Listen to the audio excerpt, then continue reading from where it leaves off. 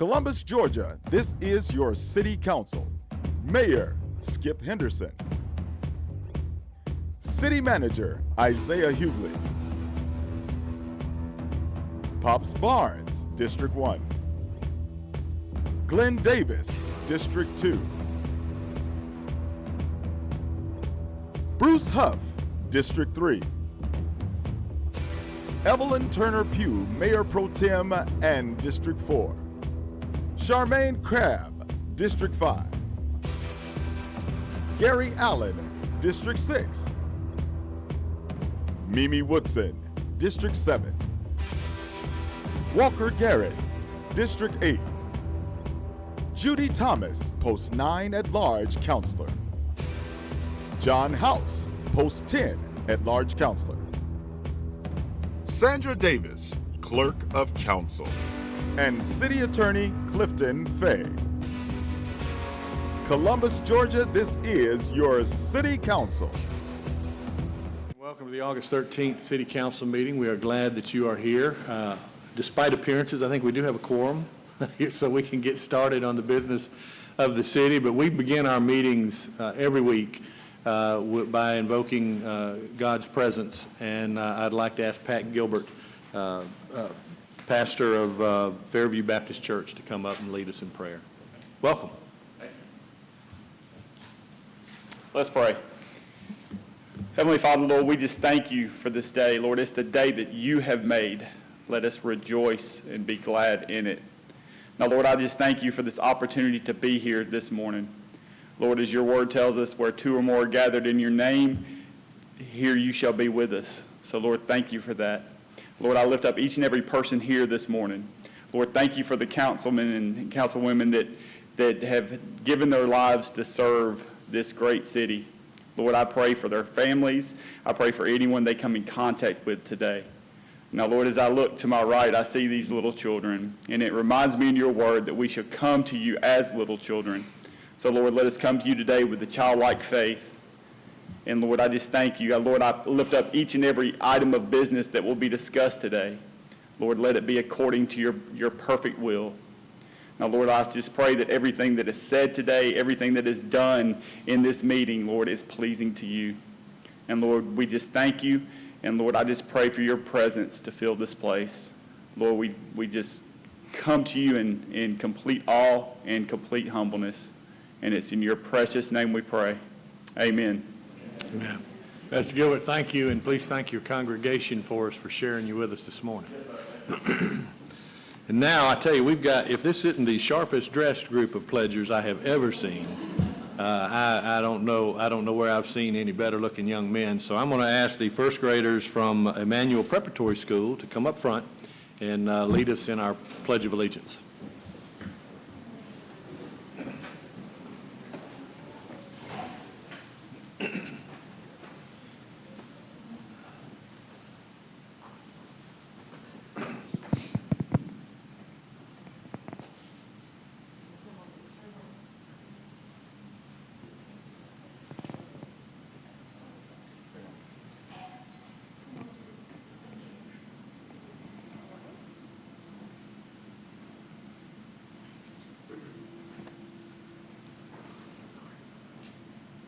Pledge of allegiance to the flag of the United States of America and to the republic of which it stands, one nation, under God, indivisible, with liberty and justice for all. Outstanding.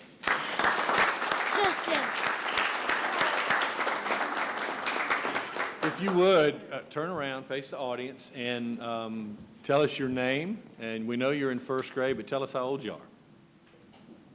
My name is Creighton, and I'm 5 years old. My name is Ashton. I'm 6 years old. I am Bryson. I'm 6 years old. My name is Toy, and I'm 7 years old. My name is Malachi, and I'm 5 years old. My name is Jackson, and I'm 6 years old. My name is Caleb, and I'm 7 years old.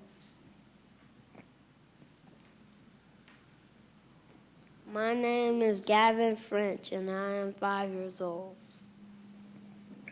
My name is Rohan, and I am in first grade. 6. Well, and the escorts want to tell us who you are? You don't have to tell us how old you are. Appreciate that. Carlos Coleman, I'm the founder of the school, Emmanuel Prep, and pleasure to be here this morning. My name is Mildred Russell. I am their teacher, and I'm also the academic dean at Emmanuel Prep. Well, I tell you, gentlemen, you did an outstanding job, and we're grateful for you being here. Are the parents here? I know if you can do so without dropping your phone, stand up and take a bow, because these guys did a great job. Give them one more round of applause. Thank you.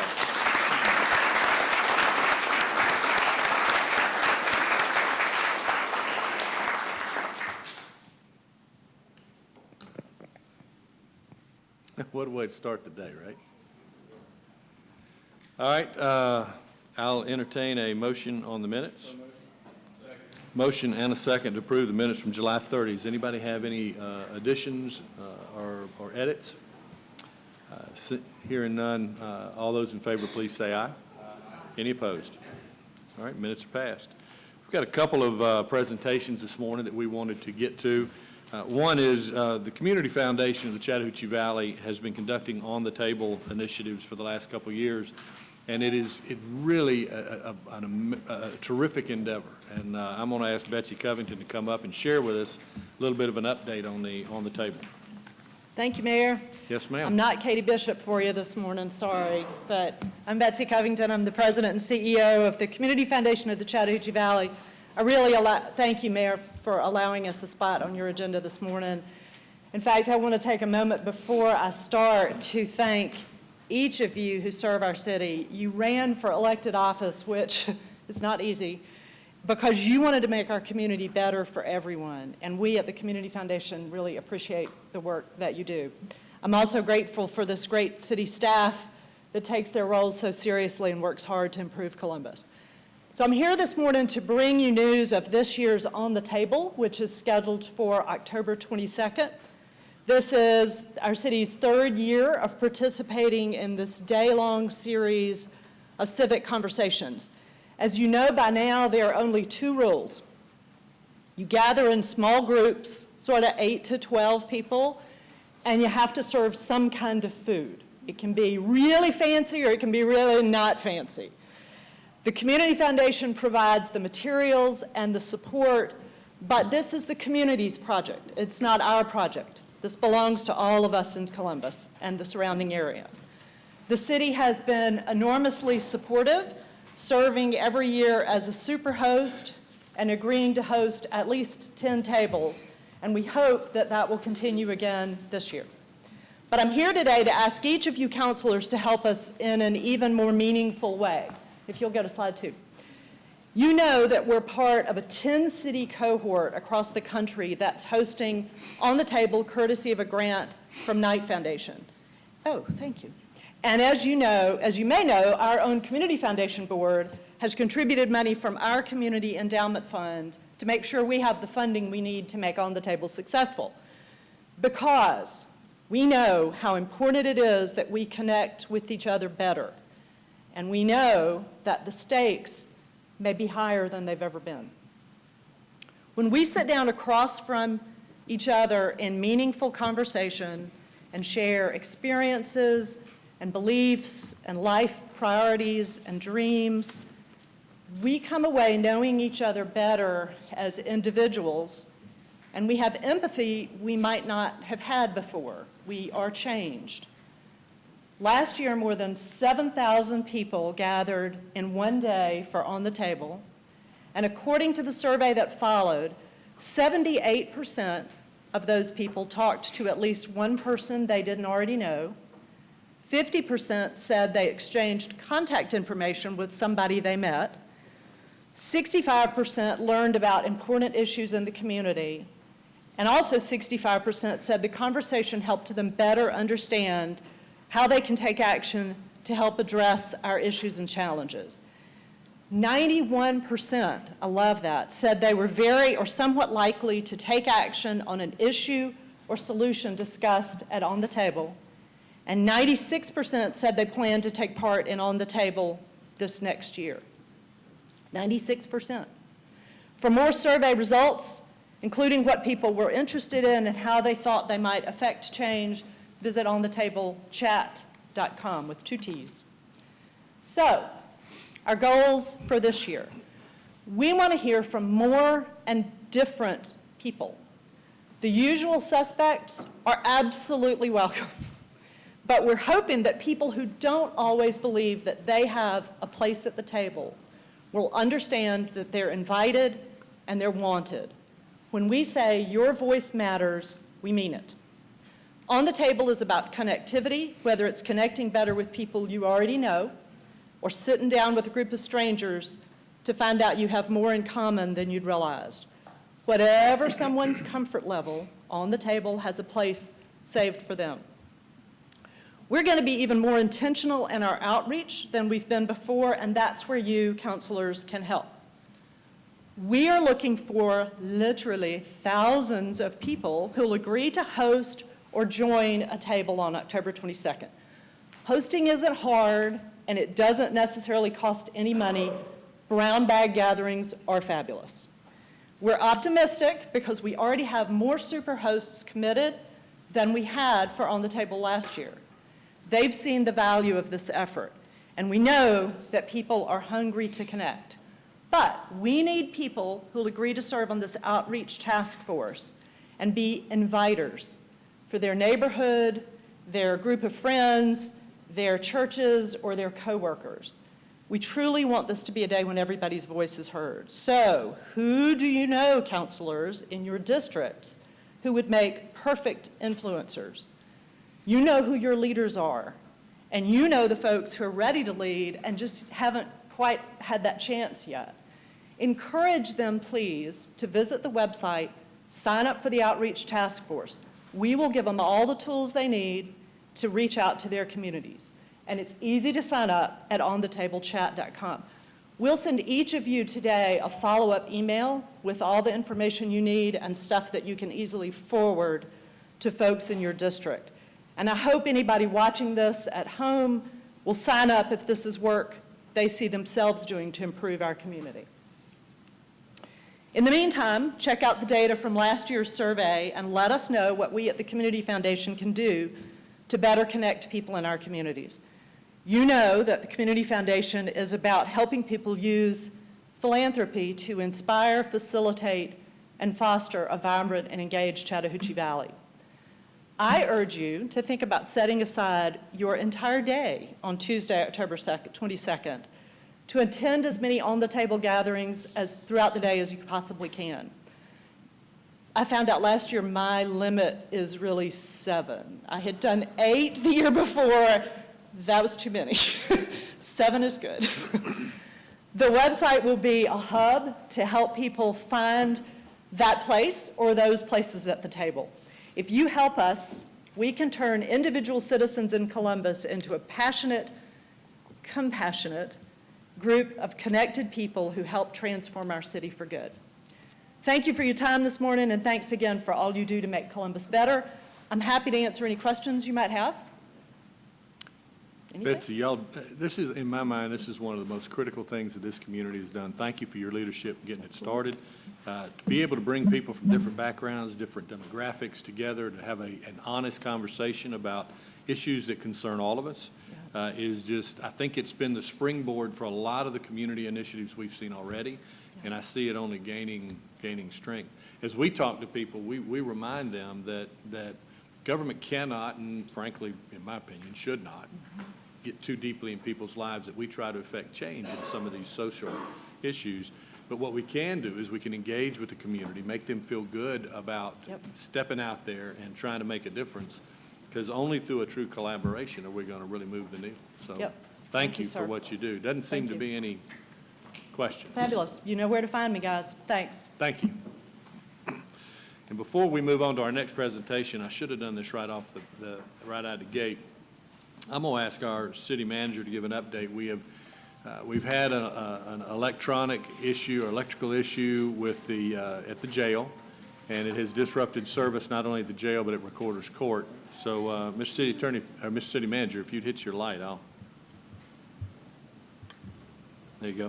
Thank you, Mr. Mayor, and good morning.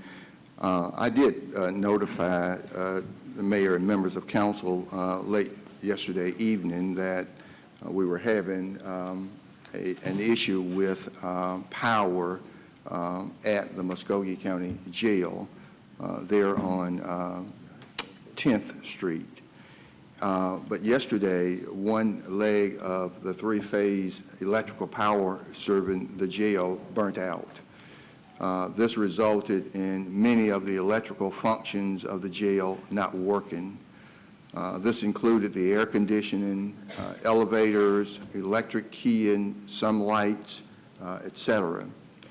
After calling in multiple contractors, a repair methodology was developed that would allow repair to take place within about 8 to 10 hours.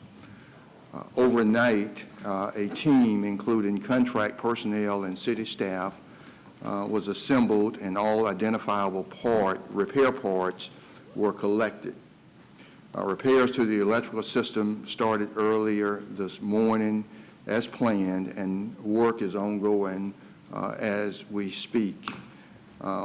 Staff estimate that repair time will be 8 to 10 hours if all goes smoothly. After that, we anticipate that we'll go back to normal operations. Again, this was an electrical, something that caused the electrical functions to go out, and we hope to be back to normal by the end of the day.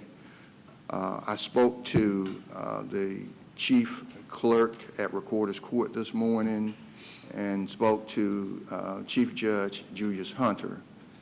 And of course, with no power at Recorder's Court, the Chief Judge had to cancel Recorder's Court sessions for today.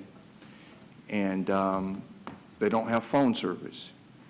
And so what that means is that obviously we've got to communicate to the citizens and to those anticipated coming to court today. And we've got to make sure that we're able to answer questions for those who are expected to come to court today or tomorrow. And so we have, I've asked them to prepare something to provide to our 311 center, our citizen service technicians, that when those calls come in, they will be able to provide them limited information as to when they can expect to hear something or how that will occur. And so I did ask the chief clerk and chief judge when I spoke with them earlier this morning, because they were not going to be in court, to at least appear here at City Council, and would ask that the chief judge just make a statement. But we are going to get a news release out, working with them to the media and to the public so that they know what we're dealing with and what to expect. And so we have with us this morning Chief Judge of Recorder's Court, Julius Hunter. Thank you, Mr. City Manager. Mr. Mayor, members of the council, City Manager is correct. We have canceled cases for today. We have 8 o'clock, 9 o'clock, and 2 o'clock sessions that were scheduled for today, and we thought that it was in the best interest of the public to go ahead and cancel those sessions. We are very hopeful that these issues will be taken care of and remedied today, and we're looking forward to opening up for business tomorrow morning with tomorrow morning's 8 o'clock session. But we would ask those members of the public who have cases that are scheduled for tomorrow at Recorder's Court, please contact 311 today, and if you have not received word by today as to whether it will be open tomorrow, go ahead and contact them in the morning before you come to court. Again, we have 8 o'clock, 9 o'clock, and 2 o'clock session. So if you'll contact 311, they will be able to provide you with the information as to whether we will be open for business. Hopefully, and again, we're very optimistic that we'll be open for business at 8 o'clock in the morning. And that we'll have our phone lines open and you'll be able to call directly to the Recorder's Court. But if not, please do touch base with 311. Thank you, Judge. And obviously, we do, as Tiasha Johnson is sitting behind me, the 311 manager, we do anticipate the call volume is going to go way up today. So I asked them to gear up and get ready for the call volume. But they are working hard, and we're working to get things back to normal. And I will say to you, of course, the mayor on the conference calls after hours yesterday, we left the office really late. When I left, the mayor was still there. And but we were on conference calls last night with the sheriff, Sheriff Donna Tompkins, and with our staff, public works staff, and others. And I do see that the sheriff is represented today. I see Troy Culpepper there in the audience. But and then the sheriff called me back late last night, and so I've had staff working on a plan, an emergency plan. Well, they already have one at the sheriff's office. Major Massey always has a plan, and but I've had our staff, the non-public safety staff, working on a plan in the event that are gearing up, at least in the event it's necessary. So I wanted you to be briefed. I wanted the public to know, but if we could have avoided an electrical power burnout, we would have, but we had no means of doing it as staff, and so it's a mechanical failure, a failure that could not be controlled by staff, but we're working on it. I appreciate the judge and them working with us, and the sheriff and staff's working hard. And Mr. Mayor, we hope to be back to normal later today, and we'll answer any questions that we're able to answer at this time. I don't see any, and thank you and your staff. I know Deputy City Manager Goodwin and Public Works Director Biegler, as well as the sheriff, were working on this last night. And as you pointed out, our primary concern was to make sure that the residents in our facility, the inmates in the jail, were not in a dangerous situation. And so the plan, as the city manager alluded to, would be if it got intolerable in the jail, and we would have a way to mitigate that situation, take care of it temporarily. But you know, sometimes things happen like that. Now, that's not a maintenance issue. We have a brand new generator that, because of the series of those switches, it would not activate because there were still two of those sections still working. So just good job. We're working on it quick as we can. We'll get it running. And Judge, thank you for taking such swift action with your court as well. Thank you. Thank you, sir. Thank you. Thank you, ladies and gentlemen. Thank you. All right. We do have another update, and I'm really excited about this one. I'm going to ask Blake Melton to come up. Blake, his vision and his passion have collided to create an opportunity for the residents, not just the residents, but the people who visit this community with a mountain bike trail, working with DNR. So I just thought it would be a great opportunity to bring him in, let us know where we are, the progress, and you know, just shine a little light on what he has done with his team in bringing this to almost fruition. Welcome. Thank you, Mr. Mayor. And what I'll do, y'all have seen the PowerPoint before, so I won't subject you to that again. But I'll kind of go through where we are and give you an update and then handle any questions. So to recap, the project is at Standing Boy Wildlife Management Area, state property owned by DNR. And we're trying to build 25 miles of natural surface multi-use trail. So it's a dirt surface sort of hiking, biking trail. Multi-use means hiking, trail running, and mountain biking. It doesn't include horses. There are no motorized vehicles. It's a natural surface trail. The benefits are, physical health and activity, getting out in nature, et cetera. Two of the things that I think are very important for y'all to be aware of are, one, it dovetails with young professionals and other efforts to sort of attract and retain talent and get people to come live and work in our region. And then secondly, it attracts visitors. It dovetails very nicely with Whitewater. Peter Bowden's Visitors Bureau is very supportive. So there are a number of benefits that we hope it will bring. And what's on the screen right now is the website. And I would encourage you, if you're interested, to take a minute today or tomorrow and look at it. Before I forget, we are on Instagram and Facebook, and you'll see the news section at the top of the website. And that, whenever we post there, I generally try to put something out on Instagram and Facebook that will alert people to go look, and that'll just be kind of progress reports and that sort of thing. The community tab has statements from a number of community leaders of support. It also has the steering committee and then a lot of institutions that have not necessarily given financially, but that are supportive. Like that would be like the Boy Scouts and CSU and institutions like that. The trails has the map that we'll get to in a minute, and also the master plan document and some other information about the construction and type of the trails. Frequently asked questions has a long list of frequently asked questions. And then the donate tab includes how you donate. We've set up an account with the Community Foundation. So all the money flows through there, which makes it very comfortable and easy for people to contribute. The Dreaming Big tab has got some information about Bentonville, Arkansas. I like Bentonville because they have really turned into a regional, if not national, mountain bike destination, and they're not in Utah and Colorado. They don't have snow-covered mountains. Their topography is very similar to our topography.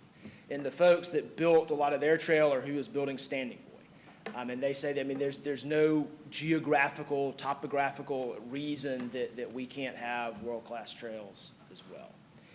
So with that, if we'll pull the map up, I kind of talk about where we are. So you'll see the green, blue, and black, and it's just like a ski slope or ski. The green is easy, beginner trail, blue is intermediate, black is advanced.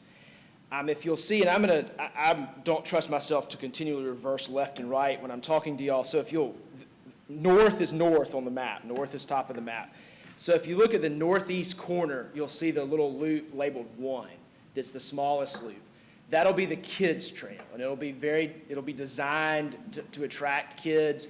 It'll have some skills features like some rocks for them to try to ride over and some skinnies that are, some 2 feet wide, like that you ride along, and then they'll get narrower. They'll be low to the ground. And then what is built right now and should open relatively soon meaning hopefully the end of this month, but if not early September, are 2, 3, and 5. And I know those are a little hard to follow on the map, and I don't have a good way to point for you, but if you look where 1 is in that northeast corner, the northernmost green trail is 2, and it comes out, and then I can? Yep. All right. So 2 is right here, 3 comes out here, and then 5 comes back that way. When you connect that with the gravel road, you're going to have about a 8-mile ride on Green Beginner Trail. And this and this are already constructed. They're good to go. And they are building 2 back towards the parking area. The parking area will be right there, and it's already constructed. DNR has built it, and I've got somebody, we should have a kiosk up, hopefully this week or next week at the latest. Signage is on order, and as soon as that trail hits the parking lot and we get signage up, DNR should give us the okay, and we'll open the trail. For this outer segment by the river, where I'm drawing, that is going to be built this fall. Here, there's really bad tornado damage, and we should get quotes from 2 different groups about clearing that tornado damage. It is very difficult to clear. DNR's had a guy out there that clears for roads, but we don't want a 40-foot swath cut through the forest. And his machines can't get on a lot of the slopes that we're going to be on. This stuff, most of it's under tension. It's kind of like pickup sticks. So if you walk in there and don't really know what you're doing and cut the wrong thing, you sort of set off this chain reaction catapult kind of stuff. So it's very tricky, but we should have quotes in the next couple of weeks of some teams that can get in there and have the expertise to clear it by hand. Even if we clear this area, the point of that trail is not to make really good mountain bike trail. The topography is not going to be as good as for the other trail. The point of that trail is to get near the water. Kids, especially my kids, like destinations. And the idea is you park there, you know, we can pack a picnic, I can put it in a backpack, we can ride out, we can see the river, they can have their snacks, we can ride back. If we clear it and don't do some restoration to the tree canopy and getting rid of privet and some other invasive species, we can build the trail 15 yards from the river, but you're not going to be able to see the river because it's going to be so thick. So on my list, long-term, is to get with Henry and the folks at the Chattahoochee River Conservancy and talk about trying to restore that area of the bank a little bit so the privet doesn't take over and you can actually see the water and get to the water there. So that's a little bit longer term. Fortunately, we can connect on this gravel road in the meantime. So that's the plan for phase one. It will be those trails. The kids' trail will be built as soon as they get through with the others. The only reason we didn't build it is it requires a certain kind of construction that we need fall dirt and not summer dirt for that. That should all be done this fall. We've got the money for it. We've got the contract for it. They're here building. The rest of the trail, phase two, and what I've got under contract right now, starts here, and it's this whole big blue outer loop that comes back to here. We'd like to build, I'm going to stop drawing because I'm going to get the map too cluttered. We'd like to build some other trail. And this would all be January through sort of March, April 2020. The trail is outstanding that they've built. My biggest worry is that we have lots of excitement and lots of users in only 6 miles of trail, because you're going to have to ride 2 out and back. So even though it'll be an 8-mile ride, you'll have 6 miles of true trail. Well, if we have lots of excitement in a metropolitan area of hundreds of thousands of people and we got 6 miles of trail, you know, that can create conflicts, not because mountain bikers and hikers and runners can't share it, but because we just don't have enough trail and it's crowded. So this fall, we're going to be real quiet. I'm probably going to post on social media, kind of, hey, y'all, we're open, come ride. And that's probably going to be the extent of it. And then as we get more trail built, hopefully in April, you know, we'll get the DNR commissioner down, we'll get our mayor, you know, we'll have the big, you know, press, grand opening, ribbon cutting kind of stuff. But I want to hold off on doing that until we're comfortable that we have enough trail that we're not going to get sort of overrun. Where we are in fundraising, and we're going to get serious about fundraising in the next week or two, is we need $500,000 between now and December 31st to build phase two. We've raised $800,000 so far, and then with what we have left over, we'll need to add $500,000 on that to build phase two. And that's, I think, everything I wanted to update y'all on. I mean, you know, obviously this is state property, but y'all's interest and support is greatly appreciated. The main area where the city will really be involved is Trail Solutions, which is the contracting group and the advocacy group that's building this. You know, they're going to want to meet with emergency response personnel and talk about how to deal with people. They say the most frequent call you're going to get is that people are tired and don't want to get all the way back to the car.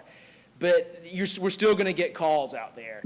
And a lot of times, like every half mile, there's sort of emergency markers, and Trail Solutions works with the emergency response personnel to give them an idea of access roads and other ways to get in and get somebody if they need to.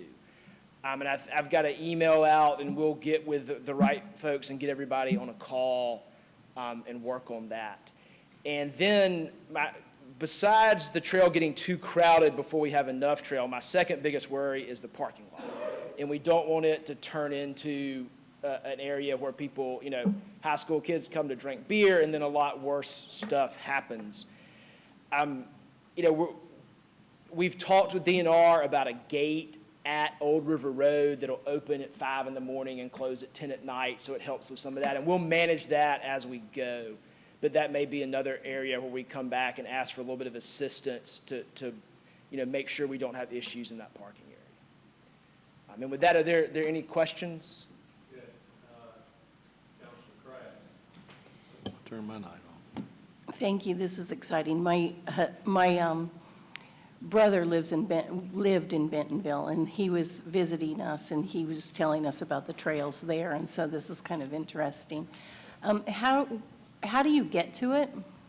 So to get to it, if we could pull the map back up real quick, and I can show you. You go out River Road. This is River Road. This is Old River Road. So you'll go north on River Road, you'll turn left on Old River Road, and then you'll come down this access road right here to the parking area. And is the access road marked? Not, as of now, no. Okay, so how do you know which one's It is, if you cross Standing Boy Creek, it is an unmarked gravel road on the left. And as part of the signage, before we open, we'll get some signage out there.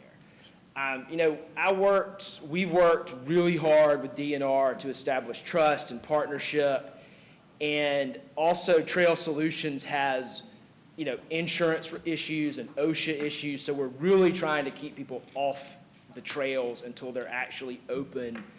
And so we've kind of intentionally not, and that's one reason why the last foot of trail they build will be the foot that connects the trail to the parking lot, to try to prevent, and there are a few images of the trail on social media. I've got some video of my 5-year-old riding it just to sort of, we took the kids out there just to see how it went. She can ride it. It is true beginner trail. It's still fun if you're advanced, but you can ride it. Pretty much anybody can ride it. But none of that's on social media because we're trying to keep people off of it. But yeah, it'll get signed. And to further answer that, at least mountain bikers, and I think to some degree hikers and runners, there's Trail Forks, there's Mountain Bike Project. There are a lot of apps that they're going to give you a map of the trail and trail descriptions and give you a GPS pin for the parking area. And when we open up, we'll get it on those apps, which will help people find it as well. Great, thank you. Okay, any other questions of Blake? Yeah, I think this is a big, big deal. And particularly because it was driven by a private citizen that saw an opportunity and acted on it. Just great job, Blake. We're so grateful for your passion in undertaking this initiative. But Columbus, Georgia, we were talking about it the other day. In fact, Ben and Allie Link were in the office, and we were chatting about how Columbus is becoming an environment where we can offer something to almost every constituency, whether it's arts, foodies, and certainly ecotourism. When you've got our river for both passive and a little bit more aggressive enjoyment, you've got the trail system that's coming up, you've got Oxbow Meadows Environmental Learning Center, and there's tons of opportunities for other areas within our community to capitalize on our geography, if the weather would just cool just a little bit. Councilor Woodson. Good morning. Thank you for the presentation. Just wanted to just make sure I heard you correctly. You can also hike, it's just not for biking? Is that correct, or is it just for biking? That's correct. No, it absolutely is. And I'll show you. And so there will be a few biking-only trails. Can we clear this? Yes. And you can use different colors, too. There we go. And you can use different colors. So this... here, let me do this. So this trail is a blue trail that comes up along the ridge. And then these trails here descend back down to the lake. And this trail also descends off the backside. Those trails in red will be bike-only trails. They'll be designed a little bit differently. But the idea will be that they will offer an optimized experience for people that want to ride bikes fast downhill. The turns will be different on sort of this 2 right here. In the rest of the trail that's not downhill specific, the turns won't be burned. Like when you go into a switchback, it'll be flat, which makes everybody slow down. In fact, they called me yesterday on 2, and they're like, we're worried people are going to get too fast with this last section down to the parking lot. So they went back and put in some turns. So they're managing speed on these cross-country trails. The gravity trails, it'll be banked, a lot of those turns, like a NASCAR track or something, so you can carry more speed. So not only will that offer the user experience that people are looking for, but it also keeps them from trying to find that user experience on the multi-use trails. Does that make sense? I mean, they are very much designing to prevent user conflict. And I ask because I like to hike. Yes. And like you said earlier, I like to have a destination. I usually hike for places where there's water. Right. Because by the time you finish hiking, you need some calming, some peace. And I do the same thing. I carry a book bag and stuff. Yeah. So that's why I was wondering. I think it's awesome because I'm always looking for, hey, let me find a new trail to go, and to have one right here in that magnitude is really exciting. So I appreciate it, and that's my reason for asking, because I'm more of a hiker, so. Yeah, no, we absolutely, we want foot traffic and bicycle traffic to use it very much. And it's been I designed. bike, but I get tired too fast. And that's one reason we're really, this trail out here, I mean, like I said, we're not doing that because it makes great trail. We're doing it, it would be much more for a destination type experience. Obviously, like down here, you're going to be able to get on the water, but I mean, that's probably 3 or 4 miles via trail from the parking lot, which is going to make it harder for people to get to. And my kids, at least they're 5 and 7, they can't ride this blue trail yet. So we definitely want to get the green trail near the water for those reasons. Okay. Well, thank you very much. I appreciate it. Look forward to being on the trail. Any other questions? Blake, thank you. Yeah, Thanks thank for you what for you've having done. me. I appreciate everyone's interest and support. Yes, sir. All right, City Attorney's agenda, Mr. City Attorney. All right, thank you, Mayor. Got several business items. We've got a request to move item 4 up, Mayor, if that's all right with everybody. Yeah, that's The fine. resolution, Councilor Thomas is going to bring this. Oh, I'm sorry. Councilor Thomas? Thank you, Mr. Mayor. I'm going to ask Dr. Lewis and Mr. Fitz and Mr. Vincent if you'll come up to the front.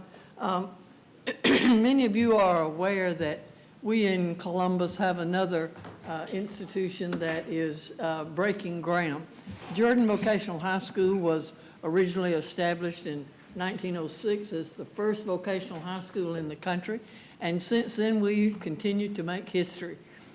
There are Jordan Vocational High School graduates all over the world who are in every profession and business you can name, and we are this year going into a new phase at Jordan High School. They are developing the College and Career Academy at Jordan Vocational High School. Part of that, as you know, Dr. Lewis is the superintendent of our schools. Mr. Fitz is the principal at Jordan, the proud principal at Jordan, as he usually says. And Mr. Vincent, Tim Vincent, is the chief CEO, the CEO of the College and Career Academy. And I'm going to ask one of them, and I'm not sure which one, to give you just a little background on what the College and Career Academy is, and then we will go to this resolution. Dr. Lewis, looks like you're it. Yeah, upward delegation is what I think just happened, but anyway. But good morning, Mr. Mayor Henderson and members of the council. We thank you so much for inviting us here today and look forward to the proclamation. The College and Career Academy concept is one that was begun several years ago throughout Georgia, and it's been pretty well received throughout the entire country. And it's based on just what it says, is to help develop students to enter college and career, whatever that might be. Eventually, we want all students to go to work. whether they go to college or whatever. But the College and Career Academy at Jordan is a little bit different, a little bit more unique in the fact that we are going to be making it a wall-to-wall academy. And we're basing it on not what we think or feel or believe is important. We're basing it on you may recall the Regional Prosperity Initiative that was originally done several years ago that eventually evolved into the Columbus 2025 initiative. And so we're basing all of our career pathways related to Jordan on those, on that data and those surveys that were conducted back then. And we're very excited about the potential. Most famous of all the pathways is probably the one with Pratt Whitney, although we have others. But it's that concept of doing something bigger and requiring more equipment and really helping to focus on the needs of our Columbus region to ensure that our students come out prepared to either enter the world of work, ready to, with appropriate certifications, ready to enter that workplace, or go on to some form of post-secondary education, training, whatever it might be, whether it be a college, university, or trade school beyond that. So we are very excited about the potential it holds. We've already seen tremendous acceptance of the concept in that we have increased enrollment over 170 to 180 students already based on our enrollment counts this year, just from last year. So we think it's something that is going to be a vision that's being well received by the community, by parents, and certainly by students moving forward for our community. So we're very excited about that. I want to thank Mayor Henderson for attending a grant application meeting that was held in Griffin Spalding about 3 weeks ago, I believe, at this point in time. He had attended with me. And at that meeting, they released an application for a $3 million grant. There will be 2 of these awarded throughout the state in the coming year. And we feel like we have a very competitive grant process going forward and look forward to hopefully receiving that grant to renovate Jordan even further for the pathways that we'll have in going forward, not only now but in the future. But we're very excited. One of the exciting things, too, about the College and Career Academy is that it will be governed by a board that is made up of alumni from Correct. Jordan, community representatives, and men and women from the businesses in Columbus that will be impacted by graduates from this College and Career Academy. And as a result of a couple of those meetings, the grant that Dr. Lewis is talking about was brought up, and Mr. Vincent said, you know, we need as much support throughout the community as we can get for this grant. And I said, the city council, I'm sure, will be more than glad to tell whoever we need to tell that Columbus and the Columbus City Council supports this endeavor at Jordan. And so we have a resolution this morning that I'd like to read into the record and to ask for your consideration. Whereas Jordan Vocational High School has applied for a grant to assist its college and career academy. Whereas in Georgia, a CCA is a school or a school program that operates as a partnership and collaboration between business and industry, one or more colleges or universities, and other community stakeholders. Whereas the goals of the CCA are to enhance workforce development for a local or regional economy and to increase the relevance and value of public education for students.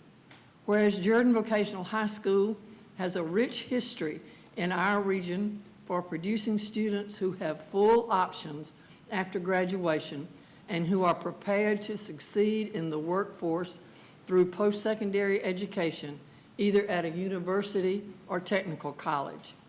Whereas the Technical College System of Georgia has announced the availability of approximately $6 million in grant funds to create new CCAs in Georgia. Whereas Jordan Vocational High School hopes to receive a significant portion of those grant funds to enhance educational and career opportunities for students in the Columbus community. And whereas this council desires to support the application of Jordan Vocational High School for grant funding for its CCA from the Technical College System of Georgia. Now therefore, the Council of Columbus, Georgia hereby resolves. We hereby fully support the application of Jordan Vocational High School for CCA grant funding from the Technical College System of Georgia. Columbus is proud of the hard work of Jordan Vocational High School students, and we wish them every success with this application. Mr. Mayor, I move adoption of the resolution. Motion and a second. Any discussion? All in favor, please say aye.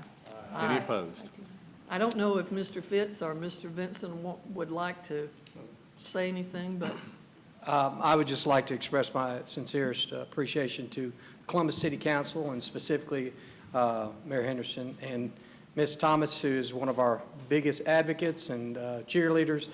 She is actually a member of our College Career Academy board, and she has always been there to support Jordan through the years. And in the short period, this is my second year at Jordan, she has done some tremendous things in assisting us. So I want to express my appreciation for all of you and your support of Jordan High School. I also want to express my thanks to everyone here, Mayor Henderson for attending the trip with us a few weeks ago, and Ms. Thomas, to you as well for being that cheerleader for us at Jordan High School. The best is yet to come at Jordan High School. Well, this is good for the whole community, and I felt like it was important for the city government to show that we are fully backing our school district, and the collaboration that we have with our school district, I think, is growing into a relationship that will be the envy of the rest of the state. Thank you for what you do. Councilor Woodson. Thank you, Mayor. Thank you very much for the presentation. Dr. Lewis, I had a question for you, please, because I know lots of people are looking at this time. I'm sorry, I'm kind of hoarse. How can, are the students all have to be from Jordan, or if a student is interested to going to this vocational school, can they? What are their criteria? We have district-wide application, so it's available to any student, excuse me, any student in the district may apply to go through as part of our magnet process. How is it brought to the attention of the community? I've never heard of it. This is my first time, and I made myself a note to go out there and look. Yeah. Because we get that quite often. We're in the community, you know. So first of all, again, this is our first year venturing into the College and Career Academy process. And we have an open house for all of our magnet programs in October, I believe is when it's traditionally held, for all of our magnet programs where parents can come. Basically, it's a one-stop shop where parents or community members can come and visit and see what's available throughout our district. And of course, this being one of those that will be on showcase. So the open house in October is where people that are listening today, even our constituents, can go out and see the program and see if that's what they would like their children. Learn about the program, what it offers, yes. And like to see if that's something that could be offered to their children. Absolutely. Okay. Is there a limitation? How many students is the school? The limitation is the size of facility. Okay. Which right now, I think Jordan can potentially hold up to about 12 to 1,300 students. I'm sorry, I didn't hear you. How many students? About 12 to 1,300 students is the Okay. school's physical capacity, Okay. and we're over 900 now, so we still have room. Okay, well, thank you very much. This year, so far, we have about 160 to 180 students. We're doing our 4-day count today. So we know physical bodies have already increased enrollment up to over 100, about 160 as of today. And But they'll that's continue new- to enroll, as we typically see, all the way through Labor Day. And those are new students, correct? New to Jordan, correct. Okay, thank you very much, Dr. Lewis. I do appreciate it. Actually, through the magnet application, we added over 105 students through that process this past year. So it was a great increase over what we've had in the past. Well, I'm going to get with my colleague because I'm a little bit interested. I would like to get the Latino community a little bit more involved. Unfortunately, our communication isn't very well, and our children lose out on a lot of opportunities. So there is a group of us who are trying to engage with other programs and things to ensure our children have the education they need. I might just add that, like all of our schools, we offer dual enrollment opportunities, and specifically at Jordan, they're going to have the opportunity to participate in dual enrollment opportunities with Columbus Tech, who's obviously one of our partners, and Columbus State University. So again, we're trying to reach out and make sure we are building a seamless system going forward for students to be successful. And in fact, if I remember correctly, and Tim, make sure that I'm saying this right, some of the classes that are offered through the College and Career Academy at Jordan are actually on the campus of Columbus Technical College. Is that? Yes, ma'am, that's correct. And so this dual enrollment, so that when they get their high school diploma, they also have hours toward their technical degree or associate degree if they're going to CSU toward an associate's degree. So they're trying to do everything they can to make sure that these kids get what they need. And one of the things, too, that we've talked about is that if you are a business person in Columbus and you feel like you have some expertise that might be helpful, these teachers at Jordan are going to be looking for the community to help give these kids some experiences. And, you know, Tim will be more than glad to talk with you about what can go on. Can you tell I'm excited about this? Can you leave me a card, Tim? Absolutely, and I was going to say the simple way. And Dr. Lewis just asked, he said, you know, to ask or tell y'all about how much a machinist or welder makes in our community. And so it varies, obviously, depending upon the size of the company, but a welder has an extreme opportunity to make a very good living. I don't want to go into details of per hour, but you can expand upon that and say that they can make a very comfortable living. So just say that. But you can contact the school directly and just ask to speak to me. That'll be the best way. But I can leave some information as well. Okay. Thank you. I will. I'm not going to tell when I went to school, but when I was in school, we had a similar program when we got into our junior year, senior year. We would go into a program similar to this, and it would help us prepare for school or other jobs in the community. So it's really good to see the past come to the future, because it was very beneficial, not only me, but to a lot of students. It helped us to be where we are today. Because sometimes our children, it's not their fault, but sometimes the environment they're in, they feel that's the only environment they can be, and they're not exposed to other things to help them enhance their lifestyle. So to me, programs like this is very interesting because children are awoken. It's like when I had my candy store, years and years ago, I used to get tickets and take kids to the arts, take them to games. And you would find children that didn't even know they can go or see or look. And then look at them today. Some of them are police officers, teachers in our community, professionals. And if they didn't get that experience or someone to say, hey, go here, look at this, try this, don't be afraid, they wouldn't be the successful young professionals that they are today. So that was my reason for asking. Thank you. All right, thank you. Gentlemen, thank you very much. Thank you as well. Appreciate it very much. Very grateful.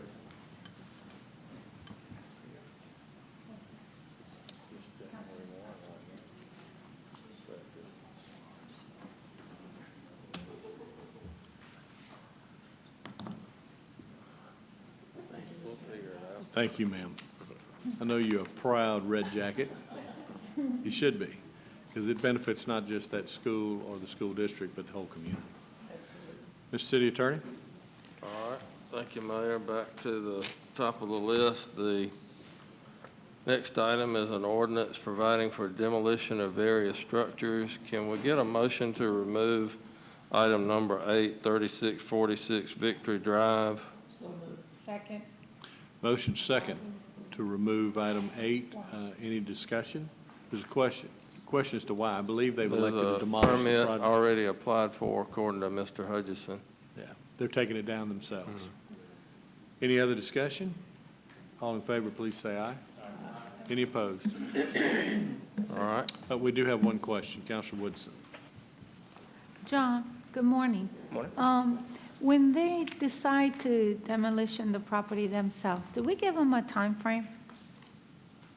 Yes, well, based off the time frame of when you all approve it, so as the process goes on, they're notified at every step that this is on the demolition list, we have the demolition hearing, they're notified of the demolition hearing, and that's prior to even coming to council. They're notified again, giving it at least up to another month, if not more, to say they were coming to council. We do both the first and second reading, that's sent in the third letter, which is in your document from the city attorney's office, that gives them that whole process. And we tell them when the first reading is, and we tell them when the second reading is. So they are made aware of the process from the start to finish. When one is pulled, how long do they have to take? Oh, I'm sorry. No, when they sorry, pull, you they have 180 misunderstood. days. It's a 6-month permit. Oh, So they have 180 days days? based off that date when they pull the permit. So if nothing happens after that point, we still have it teed up, ready to go, and we can come back to council if nothing happens. And thank you, I'm sorry if Oh, you misunderstood me. that's all Thank right. you, Mayor. You know, it wouldn't hurt to re-examine or revisit that ordinance, because I think when they get a permit, I understand the 180 days, but when they are getting a permit in reaction to having their property put on the demolition list, I think that should be a shorter window. I agree. I'm fine with whatever. We're fine with that. Okay, ready, we will, as these come up on the slides, if anybody in the audience is present on any of these properties, please speak up or raise your hand. First, I have a quick, can I do a little, just something real quick Sure, go for ahead. you? I just wanted to show kind of those are all the properties that we're dealing with, whether they're condemned demo or on the property maintenance. These are the 20 that we have that we're taking to bring to you all today. I'd also want to segue to our website, which is www.columbusga.org/ccd, which shows all of the properties. You can pull it up on your phone, tablet, anything, and it'll show you all the 20 properties we have tagged currently that are going for demolition. So if you have questions on any of the ones that didn't make it today, they're still on there, and we have kind of where they're listed at.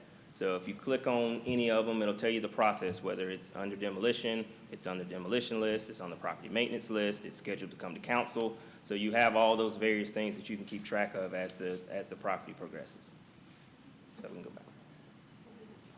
Oh, triangles are special enforcement. So that's solid waste, that's trash, junk cars, junk vehicles. So you can click on those, it'll tell you the status of those, whether it's a 10-day cleanup, whether we've taken them to court, whether they've been fined. All of that shows up if you click on that. The squares are the demos. Those are the ones that are eligible to come to council, and then the red ones we tag specifically for this year, showing that those are the ones being spent that'll be torn down this year.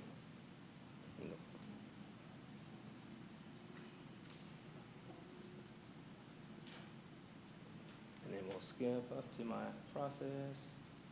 So kind of that's the process as we go through it. The complaints are called in, and as we proceed through it, the 50% test, which then you're notified to let you know what's going on. Then you're given the demo hearing notice. So that letter is sent out certified mail, so we know if it comes back or doesn't come back. We know what the process is as that goes as well. The owner meets with our office. It's the fourth Wednesday of every month. Sometimes we have 6 or 7, sometimes we have 0. It just depends on what stage of the case they're in. Some owners come, some don't, some it's just what it is. So then we send another letter at that date. We send the property maintenance inspector after they're on the demo list, so we can start getting a cost about how much it should cost to tear down a structure.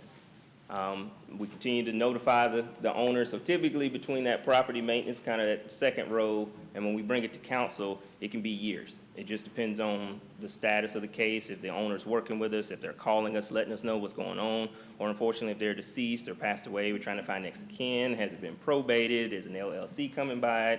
We had 2 properties that were coming, and they literally were sold in June of 2019, so then obviously we had to start our process over again to notify the new owner of said process. So we try to give them as much due diligence as we can. Like I said, we do the public notice, and that's once again with the signs that are in the yard, so that people know that those are coming. We had 4 or 5 people come in and pull demo permits that weren't even on the list. We'll take that, as long as people understand that we're serious about moving forward with this process. And I try to make this comment because we hear it a lot from the public that the city never takes ownership of these structures. We never take ownership of the properties. There's no deed sale. It never says City of Columbus. We're only out there to abate the nuisance. We go out there to get rid of the structure. We're not out there to buy the property and then sell it to someone else. The city, we don't get into any of that. So we're just there to remove the structure. Once the demolition is complete, like I kind of tell y'all, my word is scorched earth. We come through and we clear it off. The pad is pulled, if it has a basement, backfilled, cleared, side graded, seeded, and strawed. So you can see from the curb to the back fence line, everything is clear. And then once that lien is placed on that property, then from then on, until that owner decides to sell the property, that lien has to be repaid. So that's and so that's the current list we have, like minus the 3646 Victory Drive, is the current list we have going forward. So John, let me ask you a quick question. Again, looking to accelerate the process, and this may be a question for the city attorney. Is there a way to put something on attach it to the deed so that when a property does change hands, they can do a title search and discover that this is in the process of demolition? Not the deed itself, but they do put a notice in what's called the list pendants book in Superior Court that gives public notice that this property may be involved in a civil action. And I guess the question, it goes to another one, is can we shorten the process, or do we shorten the process? So if they buy it and they have public notification, can they be inserted into the middle of that instead of going back to the beginning? Well, after we do that 45-day letter after that demo hearing, the less pending is placed on the property. So between that time, whatever time it is between us to actually physically tear it down, that less pending is attached to the process. So it is there. So whether if it does change hands. So if it changes hands, do they go back to the beginning of the process, though? Well, they know that they have been notified. So therefore, we do have to go back because now it is a new owner. Per se, and I see the less pending on it, and they can proceed from the less pending going forward. That's my question. If they have actual constructive notice that this is in a process of demolition, I don't think they should, because I'm worried that some people use it as a tactic, sell it to another family member just to prolong, and meanwhile, it sits in this neighborhood continuing to deteriorate the rest of the residents. So anyway, if you could check into that and see if there's a way to shorten the process, maybe. Well, you still have to have a certain time period for due process to whoever the new owner is, even if it's shorter. Yep, and that's my question. Can we shorten it? Okay. All right. Councilor Crabb. When there's a less pending on it, is that recorded in Recorder's Court? So when they do a title search, they see it? It's in Superior Court. It's Superior Court. Okay, But yeah. so wouldn't that be the notice? They would have notice prior to purchasing it when the title search is done. And then they have the choice to buy it or not based on the title search. That's their notice, isn't it? That is official public notice, yes. But as it stands now, they go back, because it's a new owner, they go back to the very first step. And what we're talking about is if they have that notification and we give them a reasonable amount of time subject to that notification, can we shorten the process? Because some of these take a year. Why can't it go back to the 45-day letter given to owner at meeting? That's the letter that goes, that's what the less pending is based off of. That's that letter that goes. So yes, if they do a title search, that's what will come up. So they should be able to start there. Correct. That's what I'm saying. We don't we have to go back because we have to give them notice. Most people, you would assume, do title searches. They have to have that written notice from his office. Correct. That property is on the demolition list. Okay. So we don't go all the way back to say, giving them the demo costs. We're not on that first row, but we're in the middle row. Okay. Because we have to go from at least that point forward because that less pending has been put on the property. All right. Now, that is a two-edged sword because a lot of times when people see that less pendings, they won't purchase the property. Yeah. Because they're like, well, I don't want to deal with that. And they kind of go the other way. So, but it is there. But at that point, don't they have the choice to take care of the property and then they don't get the lien put on it? That's correct. Like I said, most times when we have active homeowners or people that are developers or people that are developing the property, this is not a problem. Unfortunately, it comes to the problem we have deceased owners, things like that, where, it's been probated to the new family member, and they may not know that they even inherited this that has a less pendings on it, and they hadn't done a title search, and they don't have to do any of that. So a lot of times with them, those are the ones we're having to re-explain the process to. Most developers, they come through, we get, as the city attorney knows, we get plenty of public records requests on properties, and do we have any list pendings, do we have any property standing, and then they take care from there, and we have people come in and pull demolition permits, and they move on. But a lot of times it's that heir property that we deal with, that this process, they don't necessarily do a title search, it's just been probated to them, and then now they're handling it, and a lot of times they don't know that there's a less pending or anything on it. Okay, thank you. Thank you. All right. You got anything else? Okay. We'll put up the first slide. This is 3310 6th Avenue, John F. Law Jr., owner. Anybody present on that? Okay. Next one is 1004 38th Street, Impecunious Investors LLC. Anybody present? Okay, 3803 Meritus Drive, Ralph and Janice Rosadick. 1716 Beaver Pond Drive, Jerry Wren Life Estate. Yeah, Okay. I did apply for a license last week for to demo with inspections and code. Okay. All right. Is that all I need? Yes, sir. Thank you. All right. So can we amend to have that removed? My apologies for Sure. that. Yeah, we can ask for a motion on that if he's got a contract. Motion and second to remove Beaver Pond Drive. All in favor, please say aye. Any opposed? All right, that is removed. Next is 3308 6th Avenue, John Law Jr., owner.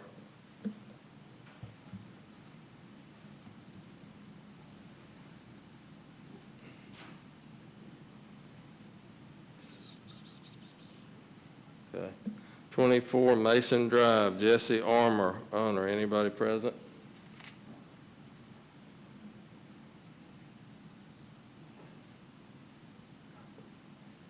(3603) 4th Avenue, John and Clara Stevens.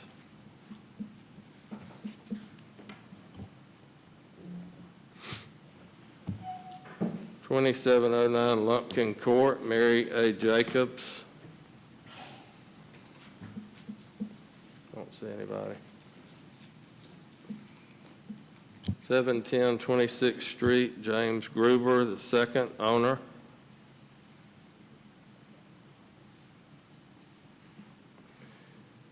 (34 Mason Drive, Crawford Smith Jr., owner.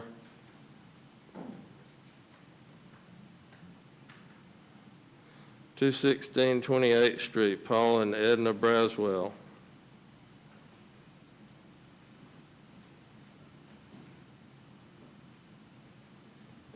(1121 17th Street, Resolution Services Group.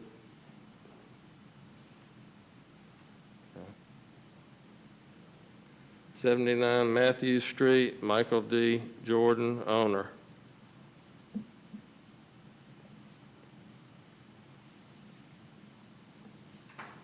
(4816 13th Avenue).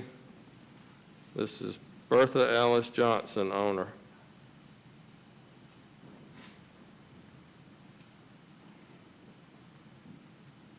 (1800 Lincoln Street, 5th House of Jeremiah Church.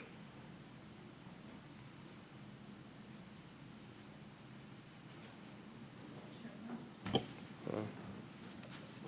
142 31st Avenue, Audrey Thomas.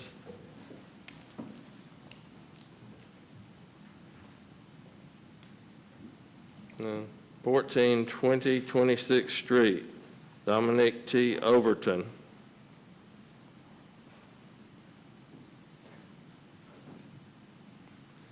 237 21st Avenue. This is 23721 Trust, Zahariva Veselka, trustee.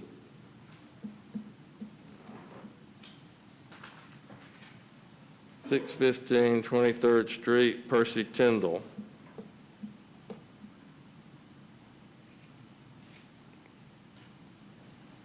(1512 27th Street, Walter Lou Hood. Anybody present on that or any of these others? I don't see any other hands. Mr. Hutchison. If I could, I'd like to take a second to acknowledge my property maintenance staff who kind of helped me put all this stuff together. Like I said, I'm always the one up here, but they were the one that's in the field Jamal's already coming up. Y'all better come on now. So my staff has kind of helped me because when we were, letting known that we were going to be getting this money, we wanted to make sure that we had the process done. And as my staff put it together with the time frame as we wanted, as soon as possible, we could get in here that we've been notified the owners, given them the proper due process. We wanted to at least make sure that they came in and did what they needed to do. So I'll have them introduce themselves, and I just wanted to give them some credit for doing all this work. Hi, good morning. Thank you for having us. I am Shannon Mosky Gomez, and I am the inspections technician. I work closely here with Charlotte and, of course, the property maintenance inspectors. Good morning. I'm Joseph Stark, and I'm the property maintenance coordinator. Good morning. Charlotte Davis, Inspection Services Coordinator. Thank you so much for having me. Good morning. I'm Jamal Williams, Property Maintenance Inspector. So we're missing Philip Smith, who was a previous property maintenance inspector, and I also have Teresa Young, who's also here, was one of my previous, fortunately her name is probably on a few of these activity sheets because that's how long with some of these properties we've been dealing with. So I did want to make sure that everyone who helped us put this together was properly recognized. So. Very good. Councilor Woodson. John, I want to take this moment to thank you and your staff for all you're doing. As you can see these pictures, it does become a hindrance in our community, especially when we're trying to turn around our communities and have this much lag. So I want to say on behalf of myself and my constituents, thank you. Several of those were in my district, and we're very thrilled, and I know we have more for you to do, so you will not be bored. But just want to say thank you to each and one of you, because I know it's a lot of work, and you deal with emotions, and that's very tough when you're dealing with lives. But at the same time, we need the quality of life in our community, and thank you. You are the angels of our community. John, I just want to take a second to tell you how much I appreciate everything all of your staff does. You guys do such a great job, and I understand it's a very, very difficult job, because if you don't cross one T or dot one I, it completely contaminates the initiative on that particular property. I also want to congratulate council, because it took a lot of courage and a lot of foresight to keep that money in the budget. We're going to make a significant difference. We're not going to get them all, but we're going to get a whole lot more than we have in the past several years. So I thank council for their support with that, too. Yes, ma'am. One of the questions that I was asked just yesterday about this is we put this $1 million into the budget, but when the liens are placed on these houses and they are paid, that money comes back to the city. Isn't that correct? Goes back into demolition. Back into the... just the general fund. General fund. Back into the general fund. So some of that $1 million we will recoup as a result of charging the property owner for the demolition. Is that correct, Mr. Hudgens? Yes. Thank you. Yes. Thank you. Okay. As amended, that'll come back for a vote. Mayor, thanks to my colleague, this light turned on in my brain. I don't know if it's possible, but Pam, can we consider creating a line item where we get some of this money back, we can put it into a demolition line so that in case our budget is tight, there is funding already available, or we can add to that funding. I know we want every penny we can to get it to the general fund, but at the same time, this is something giving back to the community. And I don't know if it can be done, Pam, but can we take like a percentage of that money we get back and put it into a specific line item? Well, it is part of general fund revenue, so it's not a special revenue fund or anything where it could be designated, but council can choose each budget cycle to say any demolition revenue that's received, you want to appropriate that for demolitions in the future. Unfortunately, we receive minimal amount of payment against demolitions. So that receivable, as we've talked and we've had the amnesty period trying to encourage property owners to pay for those demolitions, that we continue to struggle with. But we can definitely look at some kind of a policy or appropriation in the following budget year for any demolition revenue that's received. Can you please do that? Because every little bit helps. Even if it's $100, it's $100 less they had, now they have. So, and I understand what you're saying. I'm trying to think out of the box of doing the normal things so that we can make sure these important areas have funding so that we can take care of our communities. So I appreciate if you put that on your things to do. And Mayor, I hope you remember, or I'll just text you and remind you during budget session. Yes, ma'am. Thank you. Okay, we'll vote on that in 2 weeks at the 5:30 meeting. Next item up, Mayor, is a no parking zone ordinance for north and south curbs of Dixie Street to Chautauqua Road, east and west curbs of Dixie Street to Canal Street, and north and south curbs of Canal Street from Dixie to Cargo Drive. Any questions? Councilor Allen? Thank you, Mayor. Excuse me. Director Newman and I have been working on this. I've received multiple calls, and as well as Ms. Newman, from the constituents out in the area. This is out off, obviously, Chautauqua and Chatsworth in that area. With the businesses in the area establishing no smoking zones, employees are leaving their employer campus and going to off-site and smoking, and this has caused additional traffic to start parking in this same area. So now we have, I think, 18-wheelers, and I don't want to steal anything you're going to say, but we have a situation that's kind of spilling out of control. So if you can add something to that a little bit, thank you.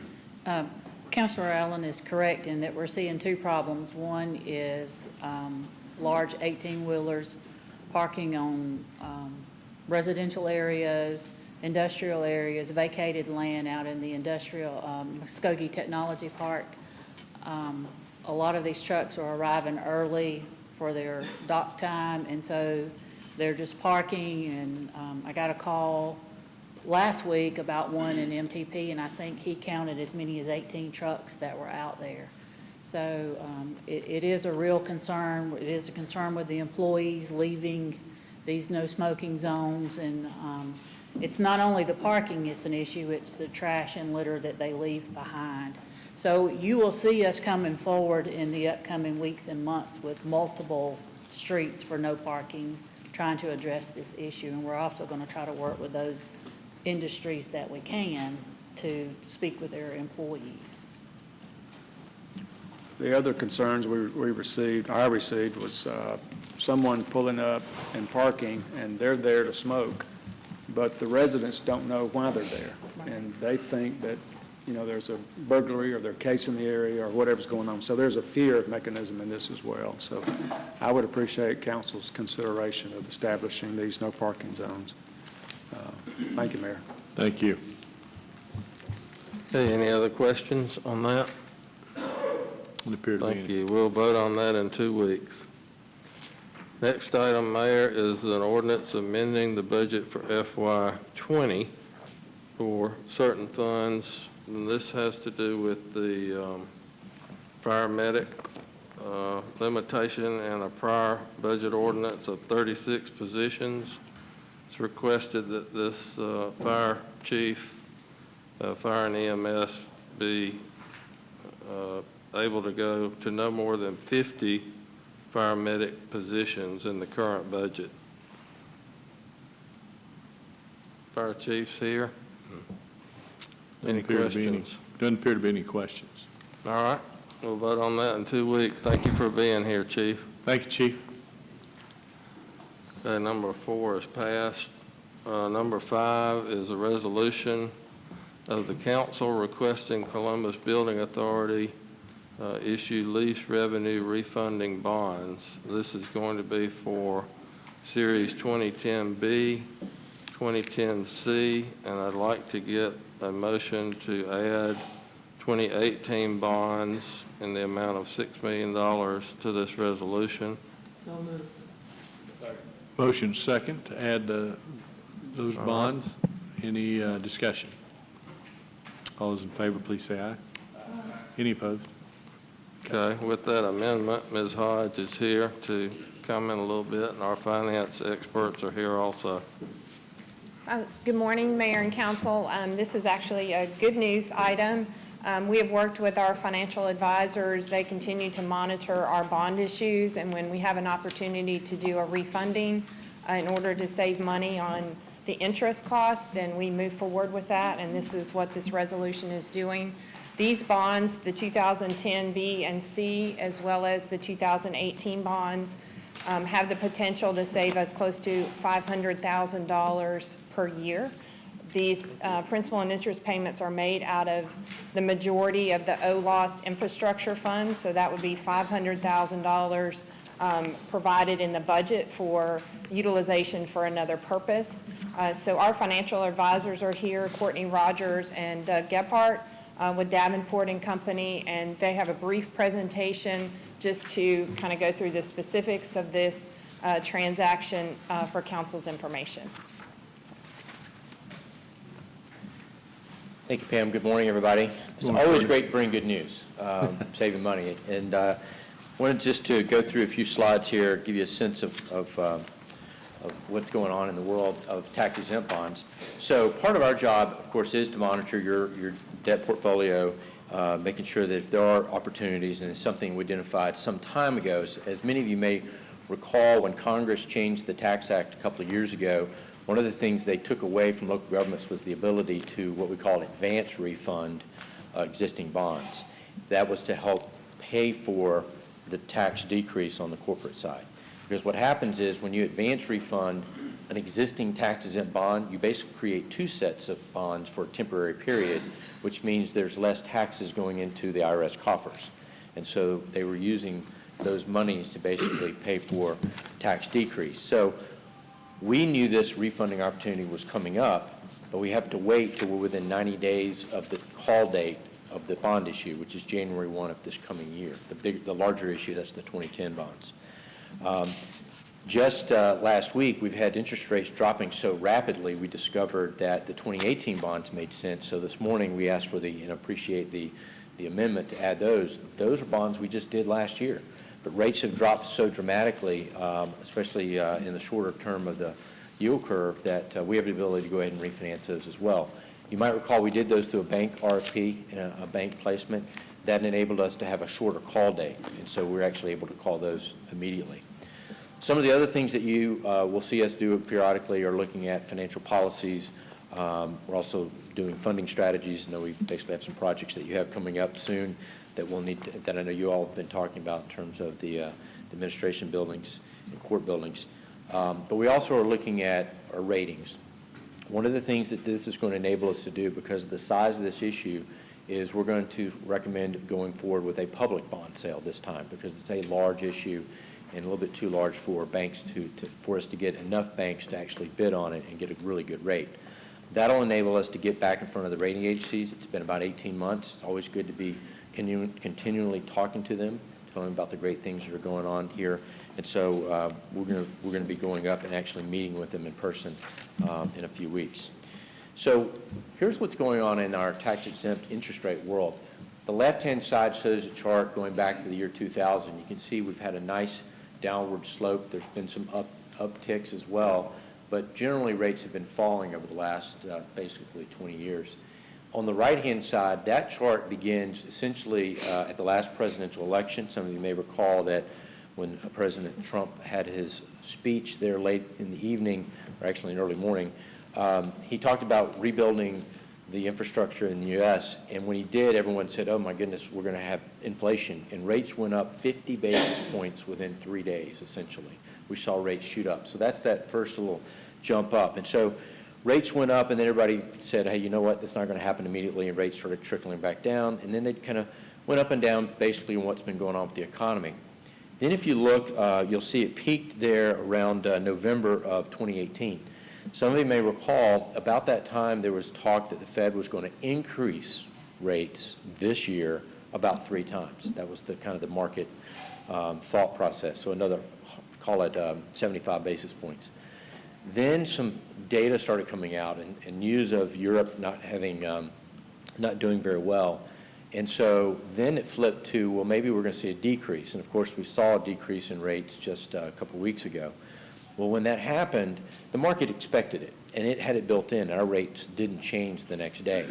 But then everyone started reading in between the lines that maybe the Fed is not going to continue to cut rates again, even though the market feels like it will. And so if you look at the let's see, I guess I can point here. Let's try this. Right there, you'll see that real drop there. That's what happened over the last several days and last 10 days or so. And that's what's led to this last edition, if you would, of the 2018 bonds. So as we look at the interest rate trends, this chart shows you essentially where we are at this point in time. That green line at the very bottom is our yield curve. It's very flat. The dark green shows since the year 2000 the highs and lows in each year from year 1 to year 30. So essentially, if you look at the year 1 here on this side, you'll see that interest rates aren't quite at the very bottom. But if you look out here in this group right in here, you'll see we're basically at the lowest tax-exempt rates have ever been. So it's a good time to be in the market, and even though Congress sort of penalized us by not being able to advance refund these bonds earlier this year, we're going to actually hit a very nice spot in the interest rate market. We're scheduled to go to market here in about about a month and a half, I guess. And so hopefully the rates will continue either further or they'll hang where they are right now. So in terms of the opportunities that we have in front of us, at least the larger bonds, the 2010Bs, it's about $72 million outstanding.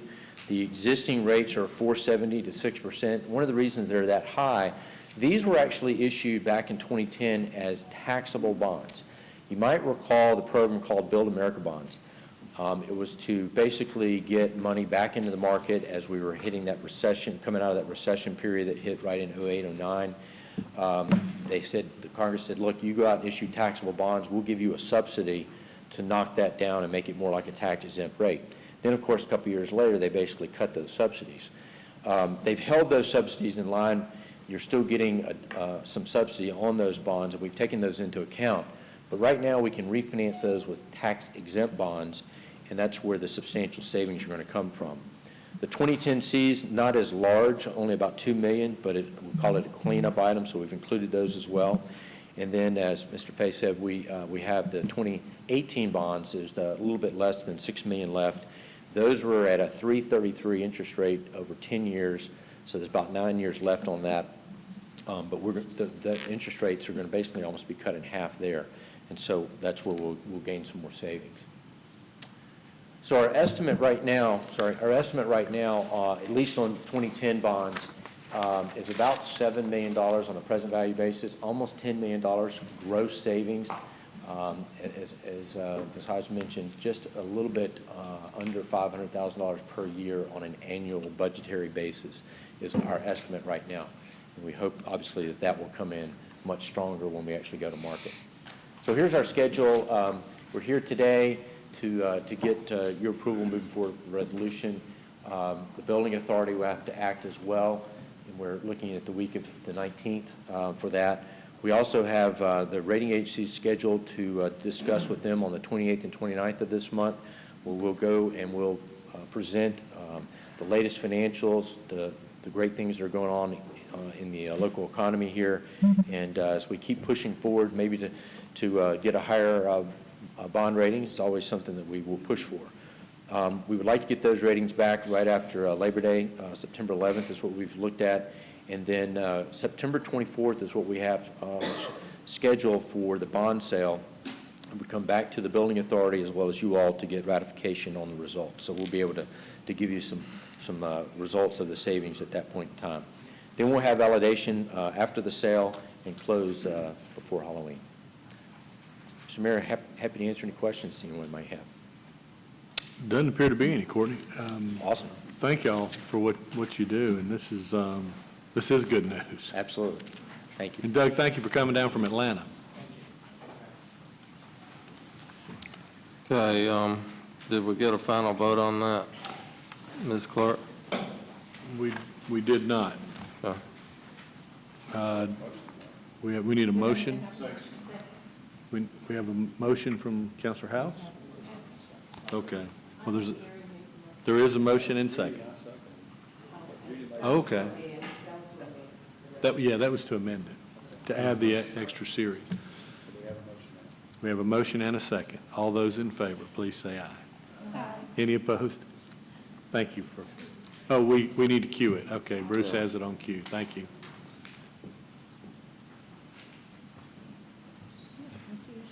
It passes. That passes. Ms. Clark, we'll get you a final original adding those 2018 bonds as soon as we have that. Last item, Mayor, is a resolution adopting and approving city vehicle car allowance policy, effective date January 1. It's up for any discussion of council. Copies are around the table for everybody. Councilor Allen? Thank you, Mayor. Just as a reminder, council appointed the Take-Home Car Committee in the fall of 18. We began immediately meeting and continued those meetings through June as where we made our presentation findings to council.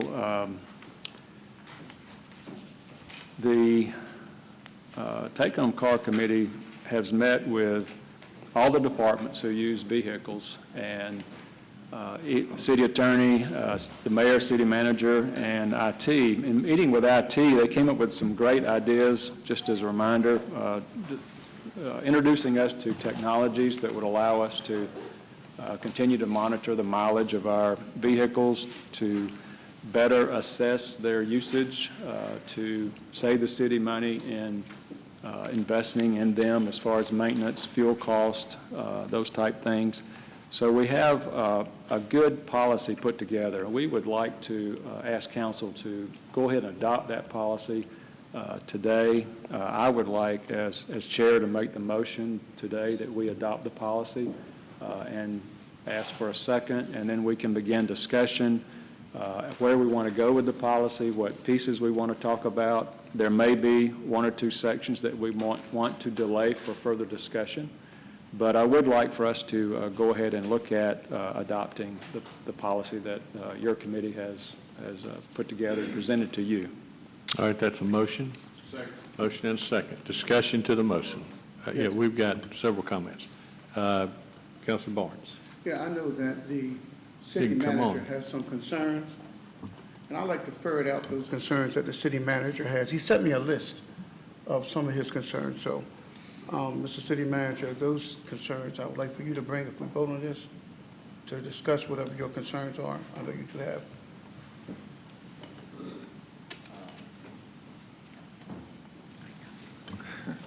Mr. Mayor and council,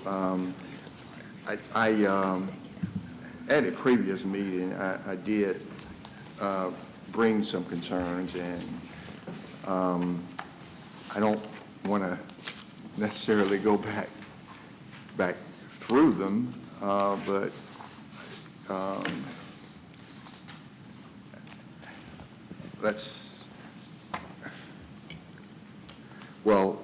I had concerns with number 1 and number 11, and on number 1, I talked about the budget impact. Budget finance staff had done some work, and they estimated a cost of $2,900 per vehicle per year for additional fuel and maintenance costs, and wanted to just make council aware of this projected budgetary impact because it could add hundreds of thousands of dollars to the city's annual budget. And so the immediate projection that was provided, as I requested from our finance staff, was annually $203,254 $1,255.27. That was the immediate projection that they provided. I spoke at that time about the original intent of the take-home car program. And the original intent for a take-home car program was to ensure increased citizen taxpayer benefit by increasing police presence in neighborhoods, in apartment complexes, et cetera. I was around when all of that discussion Hey, Columbus, was Georgia, going it's your on. girl Shirley Murdoch, and I'm coming to your city The on August thought 31st. was at We're that so time the blessed officer would be 2K19 able to being use the held at vehicle Columbus Civic for Center. errands, What are et you cetera, waiting for? Why don't you have your ticket? with the Baby, we are gonna understanding have a they ball, must go y'all. in So, service when you using don't the want to be vehicle sitting, no. See you and then. could or would be subject to a 911 call when they go into service if they were needed, because obviously 911 could track them. I talked about diminished taxpayer benefit, allowing vehicles to go to homes of officers living out of county, would diminish citizen taxpayer benefit of increased police visibility. It would diminish even further over time as officers could potentially move to adjacent counties, or new officers hired from adjacent counties take vehicles out of county. And I pointed out that once that trend got started, it would be difficult for future elected officials to reverse it. Because we know once that benefit, if given to public safety, I don't think any mayor or city council they would be in a tough spot saying we're going to take that benefit away from you. I talked about the fire EMS benefit. Fire EMS benefits from police units being left at fire stations for those living out of county. As when I mentioned a public safety vehicle is parked at a station, the vehicle would deter intruders when all fire EMS personnel were out on calls. Fire stations, I pointed out, had problems in the past with persons entering the fire station when all personnel were away on calls. And these were just the points I made. Take-home vehicles out of county cost by department. I had and provided a document that showed the take-home vehicle cost by department. And the average number of commuting miles were derived by mapping the distance from Columbus to the resident city of public safety employees who reside in Harris, Talbot, and Chattahoochee counties. And so since the standard IRS rate, mileage rate includes the cost of fuel, repairs, maintenance, and depreciation, the calculations in the document that I provided were based on standard 2019 IRS rate of 58 cents a mile. The estimate did not include travel to or from residents to any part-time work locations or account for additional work shifts. The number of take-home vehicles per department was based on the presentation that Deputy City Manager Goodwin had done in October 2018. And then I pointed out some other things that were not clear, at least to me, and that was if officers are allowed to use vehicles for part-time employment, will the officer be able to drive the vehicle to part-time employment in other counties? For example, if they live in Muskogee, now because the vehicle is restricted to Muskogee, can they now drive to Harris County for a part-time job? Can they drive to Talbot County or Chattahoochee County? Or if they live in Talbot County or Chattahoochee County now, but not able to take the vehicle home, and now we allow them to take it home, can they drive back to Muskogee for a part-time job all the way from Chattahoochee County or Talbot County or Harris? The question that was not clear to me was, can they drive from Chattahoochee County over to Talbot County for a part-time job if they accepted? Or use the vehicle to go over to Talbot County to a store?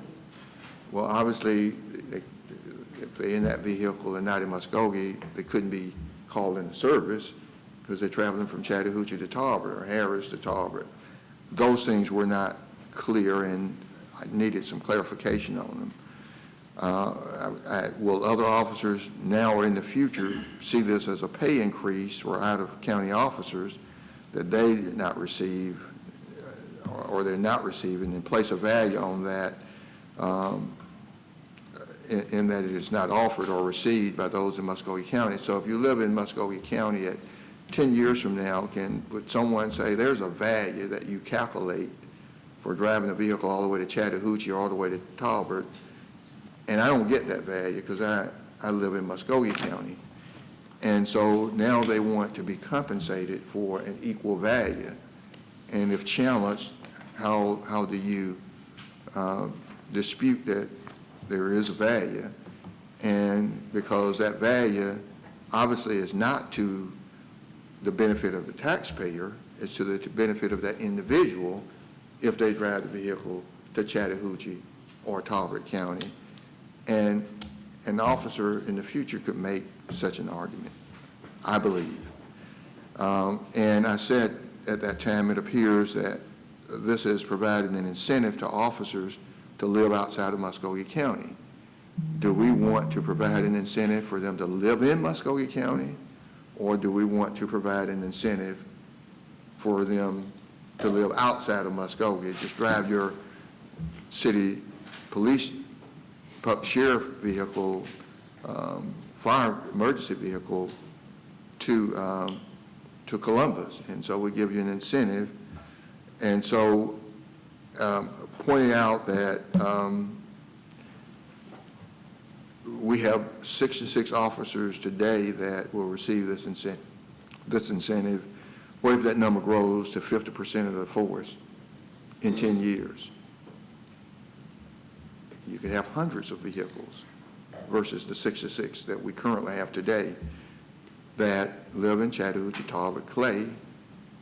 And I said as I was talking about it previously, it would not be strange to be driving through Talbot County here to Macon and you see one of our police units rolling down the street because it's running down to the store.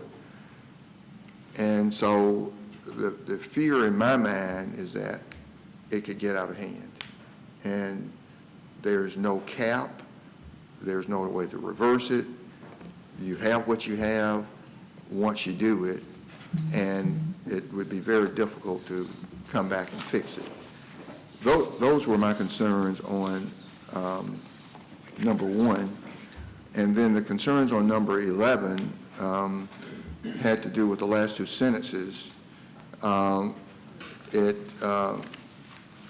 policy should be, I felt, on a going forward basis and not apply to current department heads.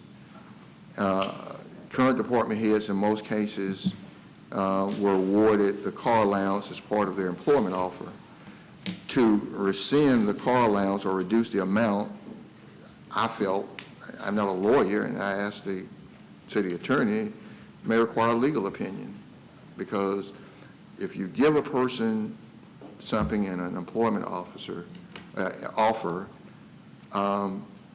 don't know how you go and take it back. And I recall that I erred and approved a car allowance for one of our former department heads at Parks and Rec that was $4 too much. It was $4 too much.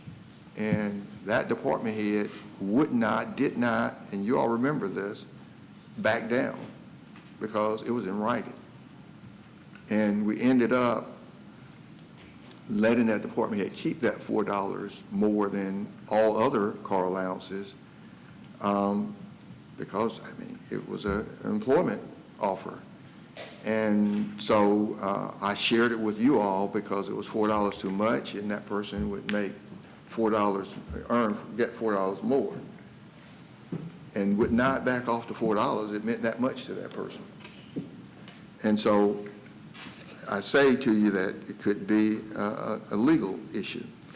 It was determined. Mayor, can I comment on that right now? Yes. Might as well. The perk of a car allowance is not any kind of a right that's fixed for department heads. They serve at will, and their salary can be changed from year to year by this council, or their perks, either one. Well, and that's okay. But when we make an offer, I need to tell them that. I need to tell them that we can offer you this salary, and we can offer you this car allowance, but the council, it's subject to be changed by the city council on an annual basis if this policy applies. And I don't know how that will affect or impact our ability to recruit. And so some believe an employment offer in writing is an employment offer. And so I don't debate or dispute what the city attorney says, but I believe in being transparent, and we ought to let people know in advance. If that's the position that we take, that is subject to be, your salary could be changed in any budget. And so that was a concern, and it was determined before my time as city manager that any travel more than 50 miles outside the metropolitan statistical area for those receiving a car allowance would be reimbursed at a reduced IRS rate. And for example, the IRS rate in 2019 was 58 cents a mile.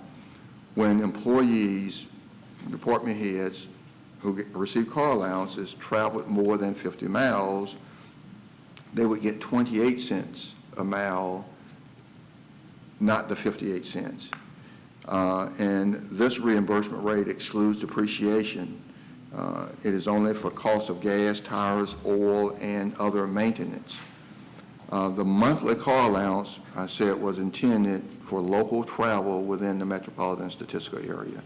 The depreciation portion of the mileage reimbursement rate is covered in the monthly car allowance. I didn't make these rules. I'm just sharing them. So I asked staff to look at the budget finance reports for reimbursement and tell me how that 28 cents per mile impacted city budgets over the last 5 years. And the 28 cents a mile in fiscal year 16 for all department heads receiving car allowances in 16 was $973. In fiscal year 17, it was $2,056. In 18, it was $2,959. And in fiscal year 19, it was $3,600. So when I divide the $3,600, $3,600 by the number of department heads receiving car allowance, it's pennies. I mean, you divide it, it's probably $100 and something average per department head. And I simply said that the morale of underpaid employees, department heads, over $3,600, I believe, I don't think you could buy good morale for $3,600. You can tear up good morale over $3,600.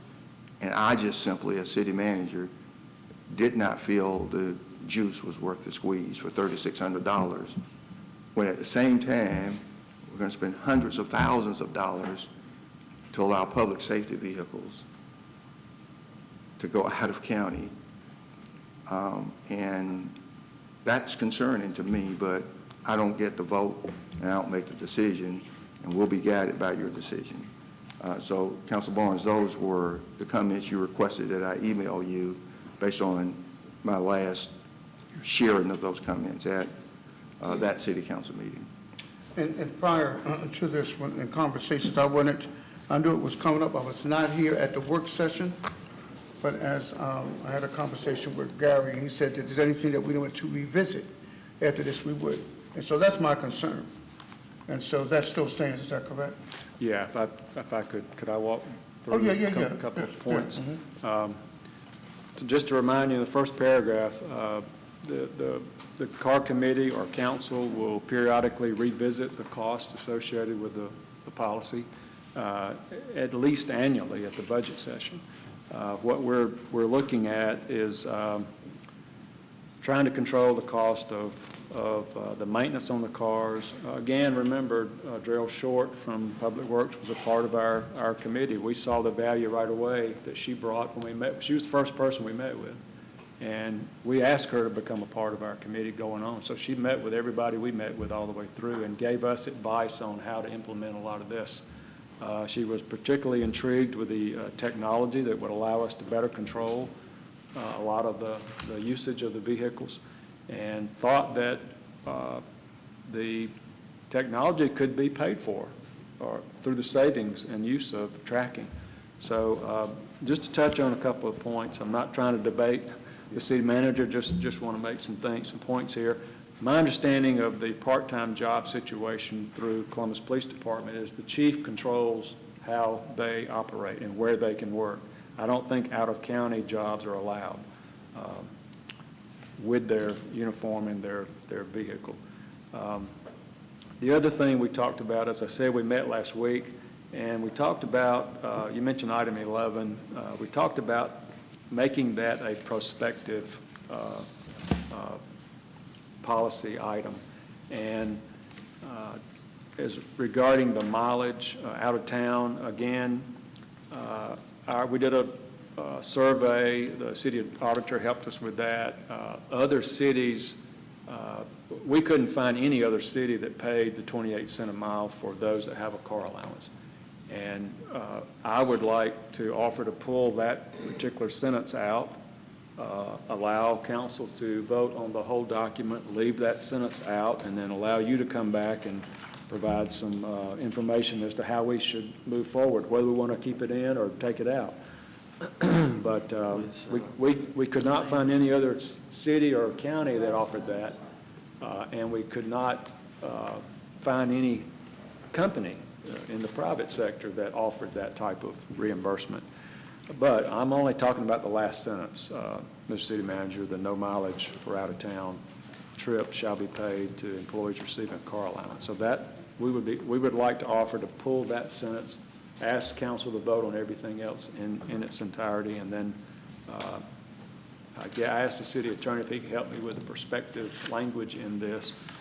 And my quick read, Clifton, is if we add prospectively to the next to last sentence in number 11, where it would read, prospectively, the amount of the car allowance shall be determined each year, that would or should help clarify that. Well, or we could say at the beginning, after January 1, 2020, comma. At the beginning of 11? No, or at the beginning of that sentence. Okay, that works too. And Council, I don't see an issue with that. So you're okay with, okay, all right. Is, Yeah. After 2020. Yeah, in the copy that we talked about, Amy and I talked about this week, we changed the effective date to be January 1, 2020. So in the copy you have, it says July 1, 19, but we're going to move that to January 1, 2020. And that gives the administration time to shift into this, Sure. the new policy, and talk through some of the things. So. If we're changing that date in the first paragraph, do we still need to change it in that last sentence? I would do both just for clarity. Yeah. Okay. Councilor Barnes, did you have anything else, sir? That's it. Okay, thank you. I'm going to leave Councilor Allen's light on as chair of that committee. There may be some opportunity for him to provide some kind of, if that's okay with council. But we have some other councilors who want to speak. Councilor Davis. Yeah, I got a question, and I actually want to propose an amendment. I really appreciate my colleagues serving on the take-home car policy, all your work and effort. Appreciate that. I don't know now we've got it in front of us. Is the committee open to, or is the council open to amendments to this current policy here? Can we do that at the table today, Mr. City Attorney, or would that have to wait? You can do it right now. Well, and I'm not sure about the language here, but one thing in reading through this, and there's a lot of good things here, and certainly I'd like to collect the data and information, and just as we review over time, I think that would be important where we're at in the city government. I think the technology allows for that. In the past, we didn't, and really didn't have a chance to monitor and look at this, and certainly if we're going to increase the boundaries here for stated reasons or perceived reasons, certainly that can be looked at. If it's becomes a situation where we need to make a change, we can do that because of the information, the data, and what we can receive. I want to ask this question. Are we to expect any kind of budget amendments or increase in any departmental budgets due to any of these changes here? Has that been discussed? Yes, sir. When we met with particularly the police department regarding those officers driving outside the county, they felt like they could absorb the additional cost in their current budget. And I wanted to make a point, too, that although the administration offered some cost associated with driving out of the county, we also looked at that. I think Councilor House reported at our last meeting on that, and there's a difference. We think it would be no more than $60,000 a year to provide that drive, and so we think it's going to be minimal. And to answer your question, Right, and I'm under the impression that the department heads will keep a strict eye on this policy if implemented and agreed by the council. The amendment I wanted to actually add to this, I think while we're at this, one thing looking at this, here on out, we don't really define vehicles. I think where we're at today in the world and society with the I guess, well, for lack of a better term, the green theory, so to speak. You know, we are making efforts to advance and improve in those areas, whether it's fuel efficiency, whether it's vehicle efficiency, mileage efficiency, all those things. I mean, that's just areas that we're improving in. I don't think we've ever defined, and I'm not specifically talking about public safety because I view those as some of those are specialized vehicles.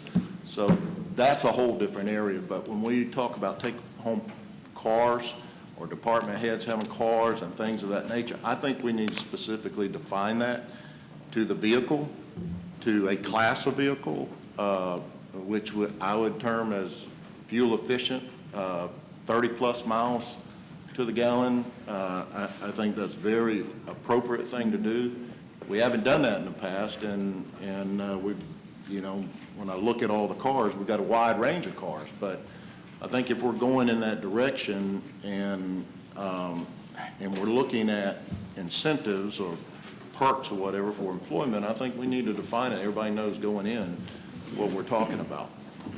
We've had several conversations at this council, you know, debates, arguments, whatever you want to say, over the time during the budget sessions, dealing with cars. You know, what kind of car, should it be this, should it be that? And so I think having that definition of a car would not only help in the purchasing aspect of it, but it would help the city making sure that we're purchasing economical vehicles, fuel-efficient vehicles, and where technology is today, you know, you just go online and rent a cars, you know, and look at your sedans or luxury sedans and look at what kind of cars they are.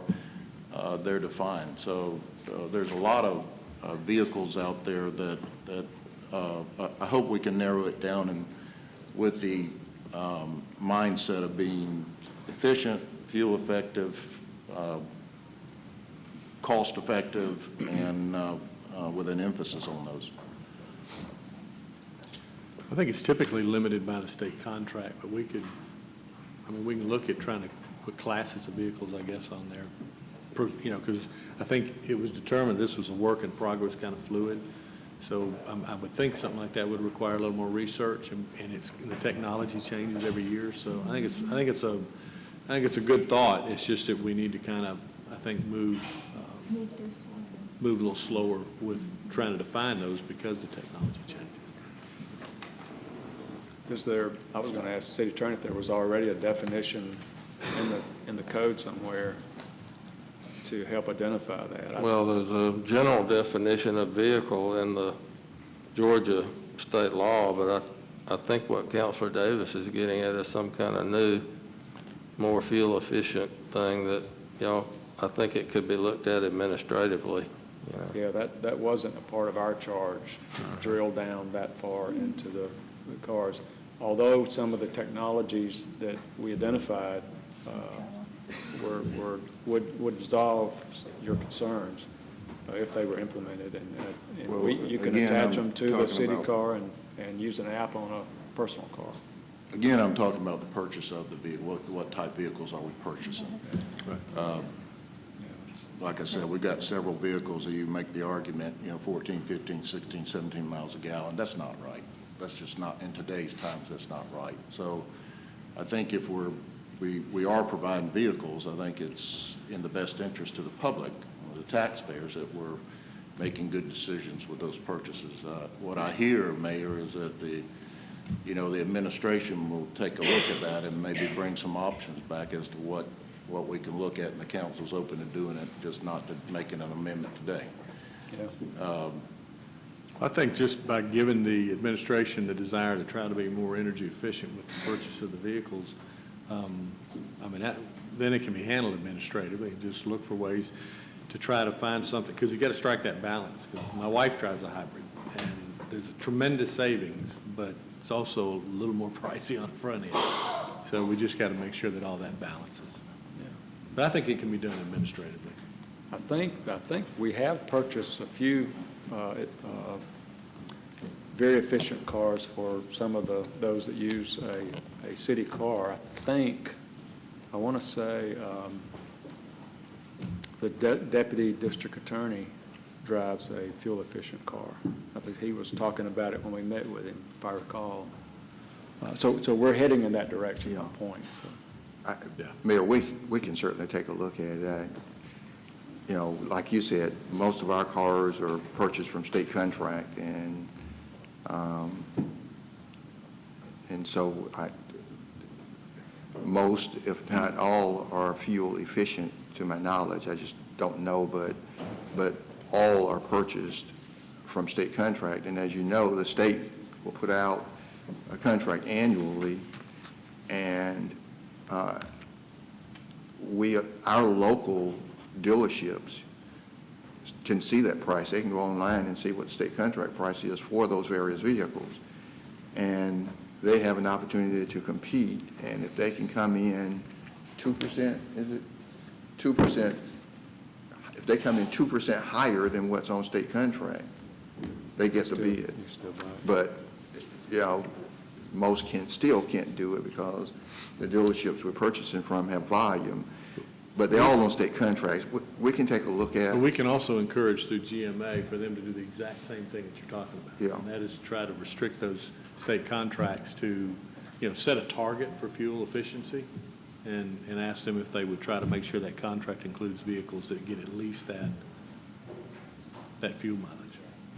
Well, in saying that, can we get, just for information's sake, on the state contract, we get a list of those vehicles that are provided to the state, all categories of the vehicles? We could get you a list of vehicles that are included on state contract, yes. And the vehicles and price on the state contract, we can get that to you. All right, is that all, sir? Thank you. Councilor Thomas? One of the things that I was reminded of working with this committee is the ability of our staff.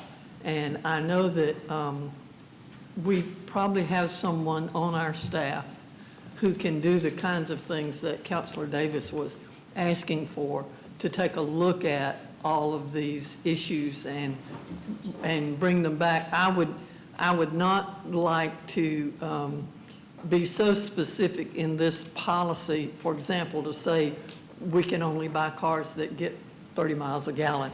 But if we wanted to say something more generally than that, that would be fine.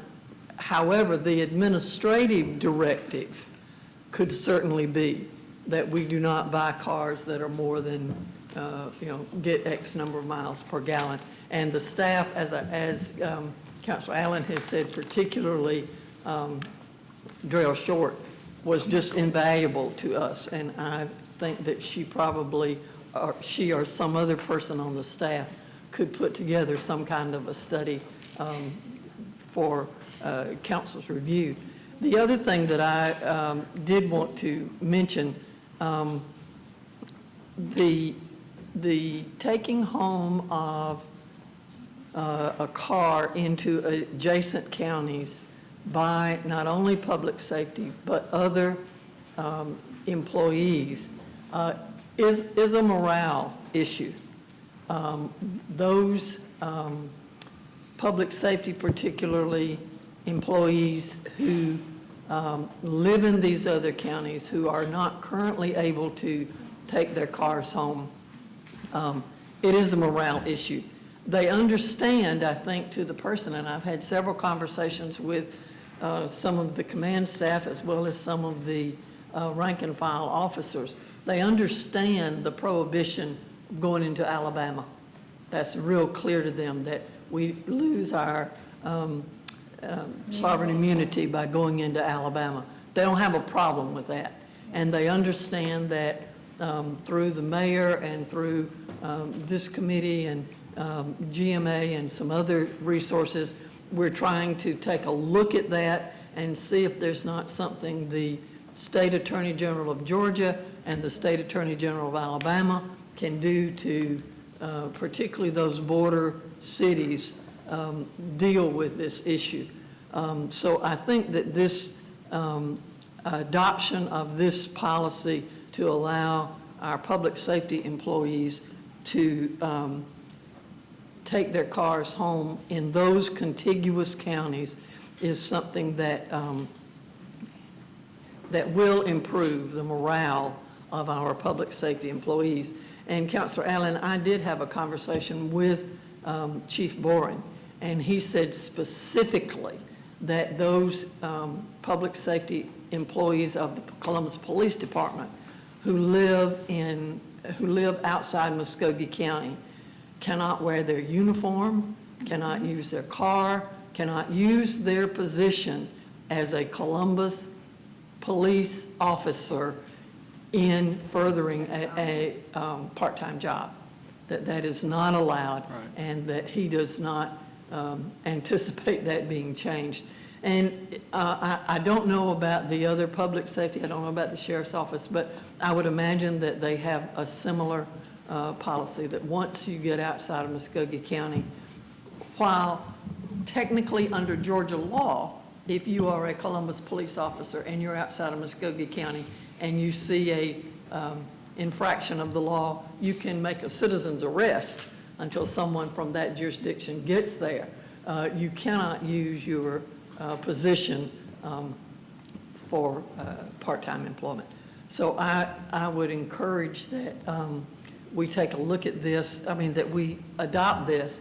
We've been going at this now since November of 18, I think it was. Mm-hmm. And I think it's time that we come together and make a decision on what we're going to do. And I encourage you to vote to support this with the amendments that have been suggested, that you support this policy. Thank you.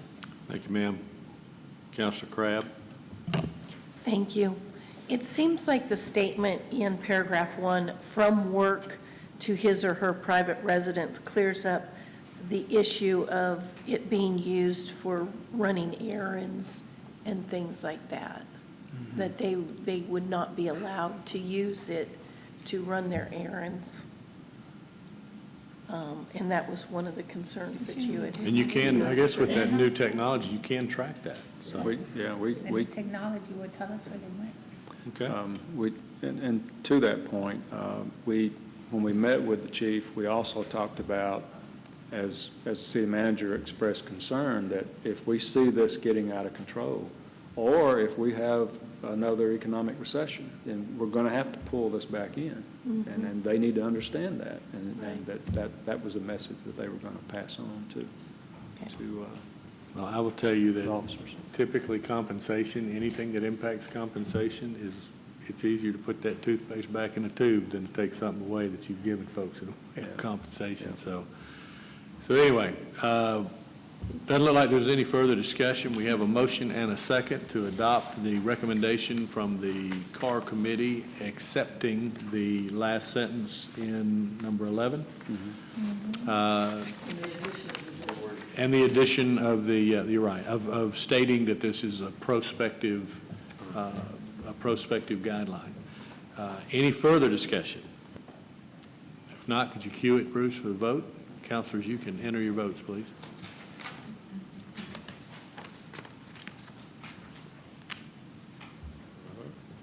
That passes. That passes as amended. And Mayor, that's all we had for official business. We do have one request for an executive session on a personnel item. And that would be it. Okay, and I think they wanted to go into that executive session prior to moving forward within today's agenda. So I'll ask for a motion. Motion and a second to go into executive session for personnel matters. All those in favor, please say aye. Any opposed? All right, we will be in executive session. We'll need the room cleared, please. All right, we are back in session. We've been in executive session discussing personnel matters. No votes were taken. I want to thank our audience for bearing with us, and we'll move on to the city managers. There is nobody listed. There's one individual that was on the public agenda, and she has informed us she's not going to be able to attend. Okay. So you're right, no, we should have asked. So we'll move on to the city manager's agenda. Thank you, Mr. Mayor. I've got a few items. I've got encroachment of right-of-way. Engineering received a request from Ben Link, developer of the proposed Smutnik Coffee Bar at 423 15th Street, to construct an outdoor patio space. The existing building currently encroaches approximately 4.95 feet. Motion to approve and a second. Is there any discussion? All right, if you cue the vote, councilors, please enter your votes.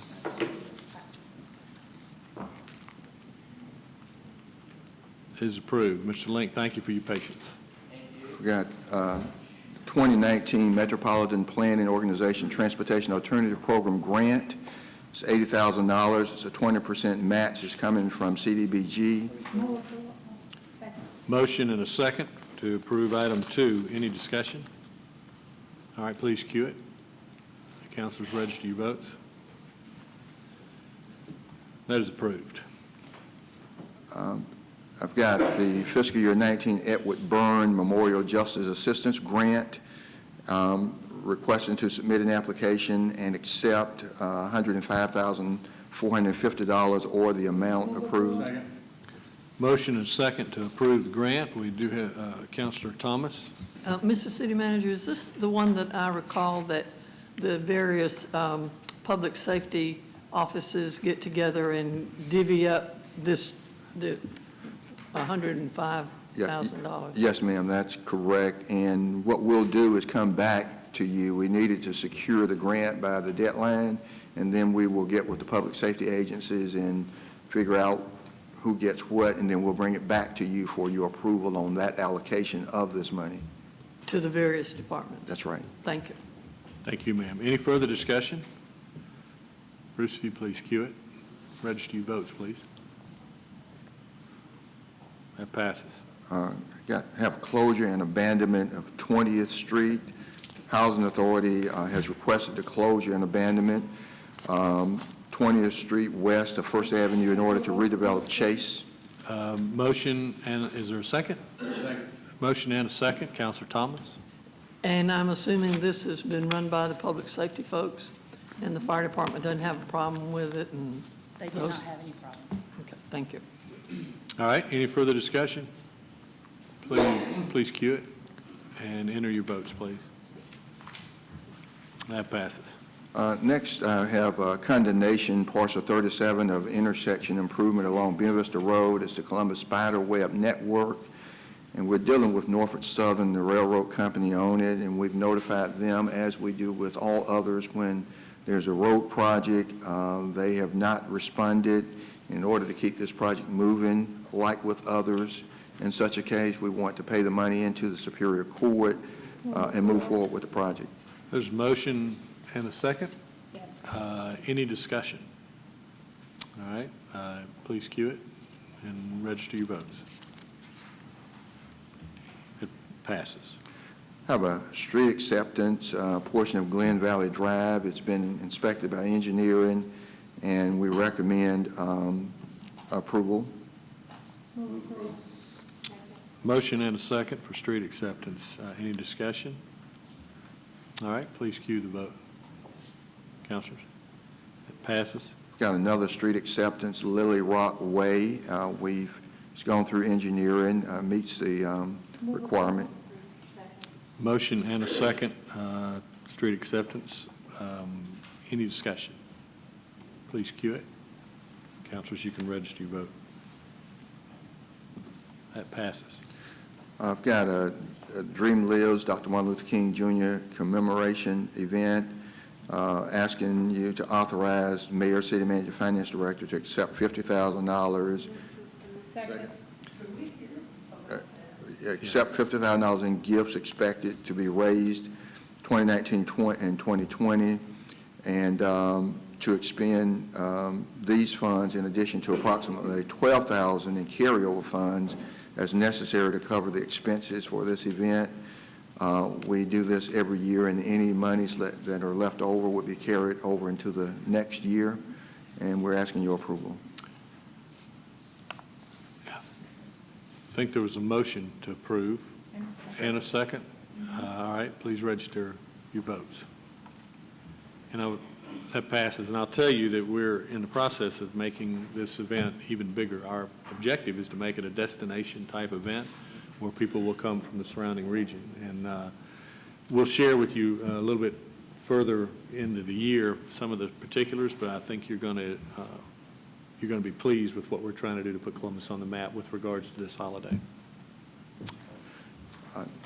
Next, Mr. Mayor, I've got donation of park benches for Shirley Winston Park. Motion second to accept the donated park bench, or the park benches. Please, any discussion? I'm getting ahead of myself. Mr. Mayor, Mayor, I just want to take the opportunity to thank Mary Nell McClendon, who is donating, and want to extend our appreciation to her. Absolutely. Councilor Thomas? City Manager, will these benches have any kind of a acknowledgement plaque on them that they were donated by Ms. McClendon? I don't know, but I think that, they're saying we don't usually do it, but I think that would be in order. Would you at least look into it and let's see what yes. it would entail? Yeah. Probably also be in order to send a letter of thanking her on behalf of the entire council. Absolutely. Yeah, I agree, but I do think that would be in order to show someone else might want to do it just to get their name on it, you know, so. But we will follow up on that. Thank you. Thank you. All right, we've got a motion second to accept the donations. Any further discussion? All right, Bruce, if you cue it. Councilors, please vote. Well, that passes. Mr. Mayor, as I go into the purchases, there are several items on for the sheriff, but they are pretty busy, and Troy Culpepper, Major Culpepper, was here, and kept getting text messages to pull it up to the top so he can get where he needs to be to do what he needs to do, and I told him to just go ahead and leave, that we would just handle it. But we've got an annual subscription fee for online training for Sheriff Department. It's $29,052, and with Relias LLC, and we're asking your approval. Second. Motion and a second to approve item A. Any discussion? Cue the vote. Please vote. That passes. And B is a storage facility rental for the sheriff's office. It's $32,700, and we're asking your approval. They've been renting since 2004, and they want to continue this rental agreement. Second. Motion and a second to approve item B. Any discussion? Counselor Crabb? What are they using this rental facility for? They are using it to store items that have been seized during executed search warrants and other criminal activity and. Right, okay, thank you. All right. Any further discussion? All those, Bruce, please cue it. And enter your votes, please. That passes. We've got an administrative vehicle for the city manager's office from Allen Visual Ford. It's $31,618. Motion and a second. Any discussion? All right, Bruce, cue it. Councilors, please vote. That passes. Got state mandated annual workers' compensation. It's $18,980 for annual assessment dues. Motion second. Any discussion? All right, please cue it. Councilors, enter your votes. Have a service contract for various types of transmissions with Jasper Engine and Transmission, Rush Truck Center, and Reliable Transmission Services, Inc. The annual estimated contract is $25,748. We're asking your approval. Move approval. Second. Motion second to approve the contract. Any discussion? Seeing none, please cue it. Councilors, enter your votes. And that passes. Got a contract amendment for Health and Wellness Center. It's with CARE ATC. They're adjusting the hourly rates of current healthcare professionals. Second. Motion and a second to approve. Any discussion? All right, please enter your votes.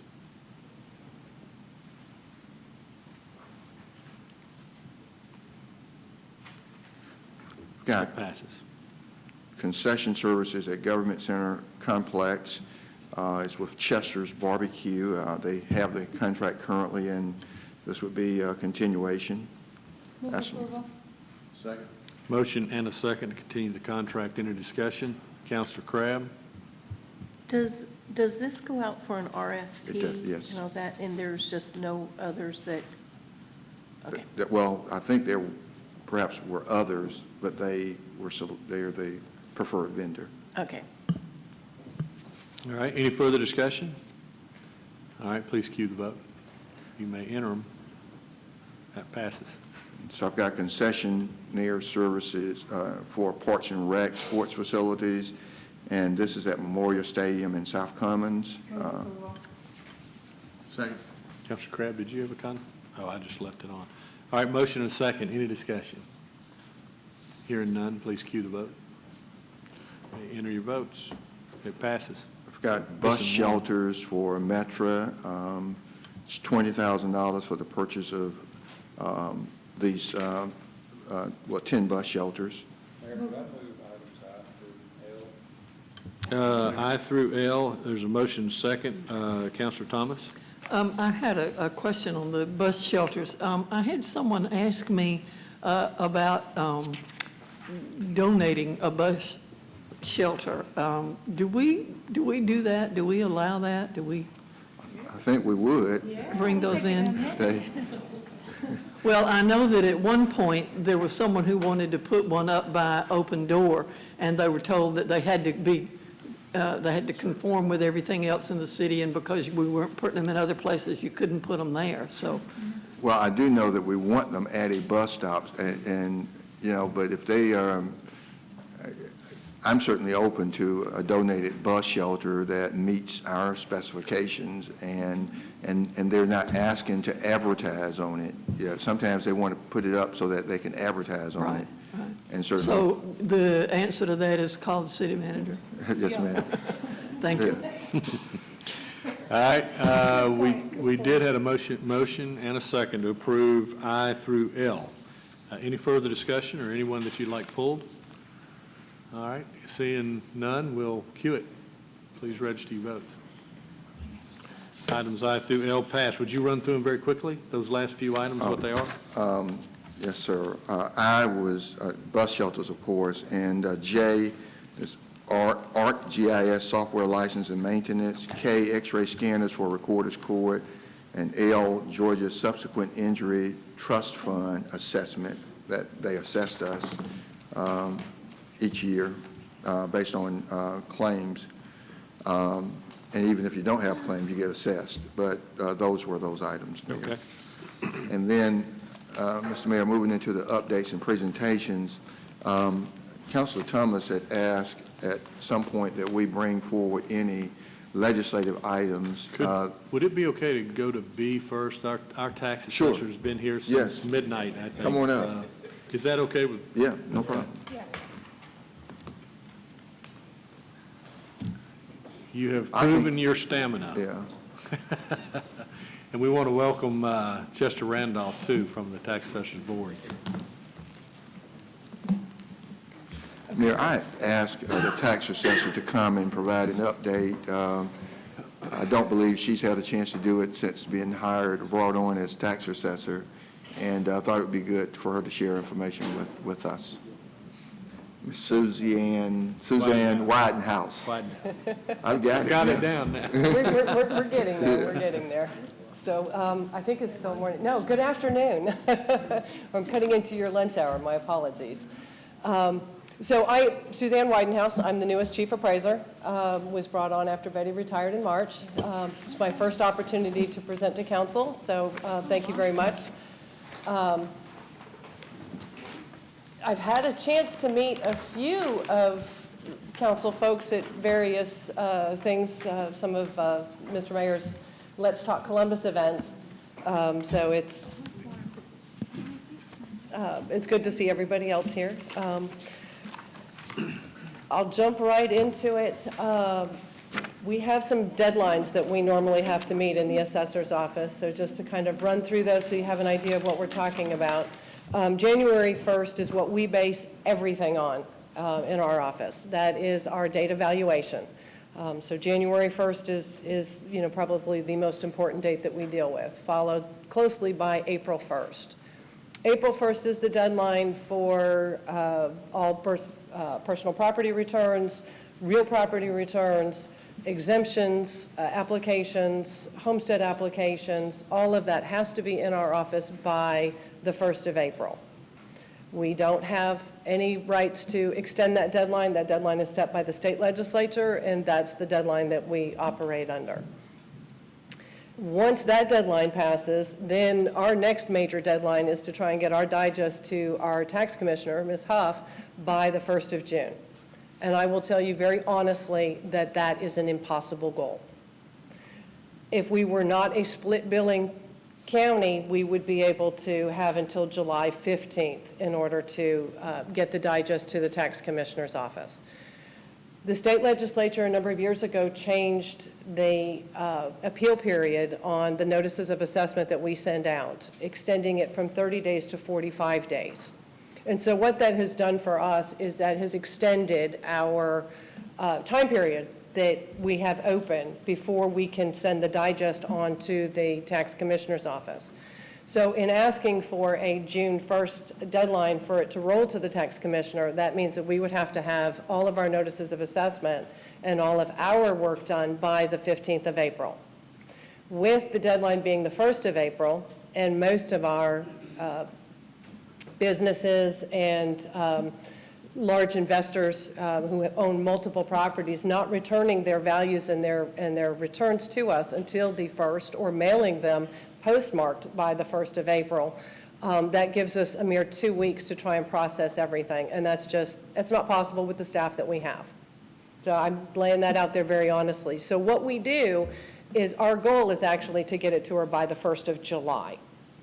And if we can get it to her by the 1st of July, that still gives her time to meet her deadline of trying to get the bills done by the 1st of August so that we can have billing by the 1st of October and then the second installment by the 1st of December.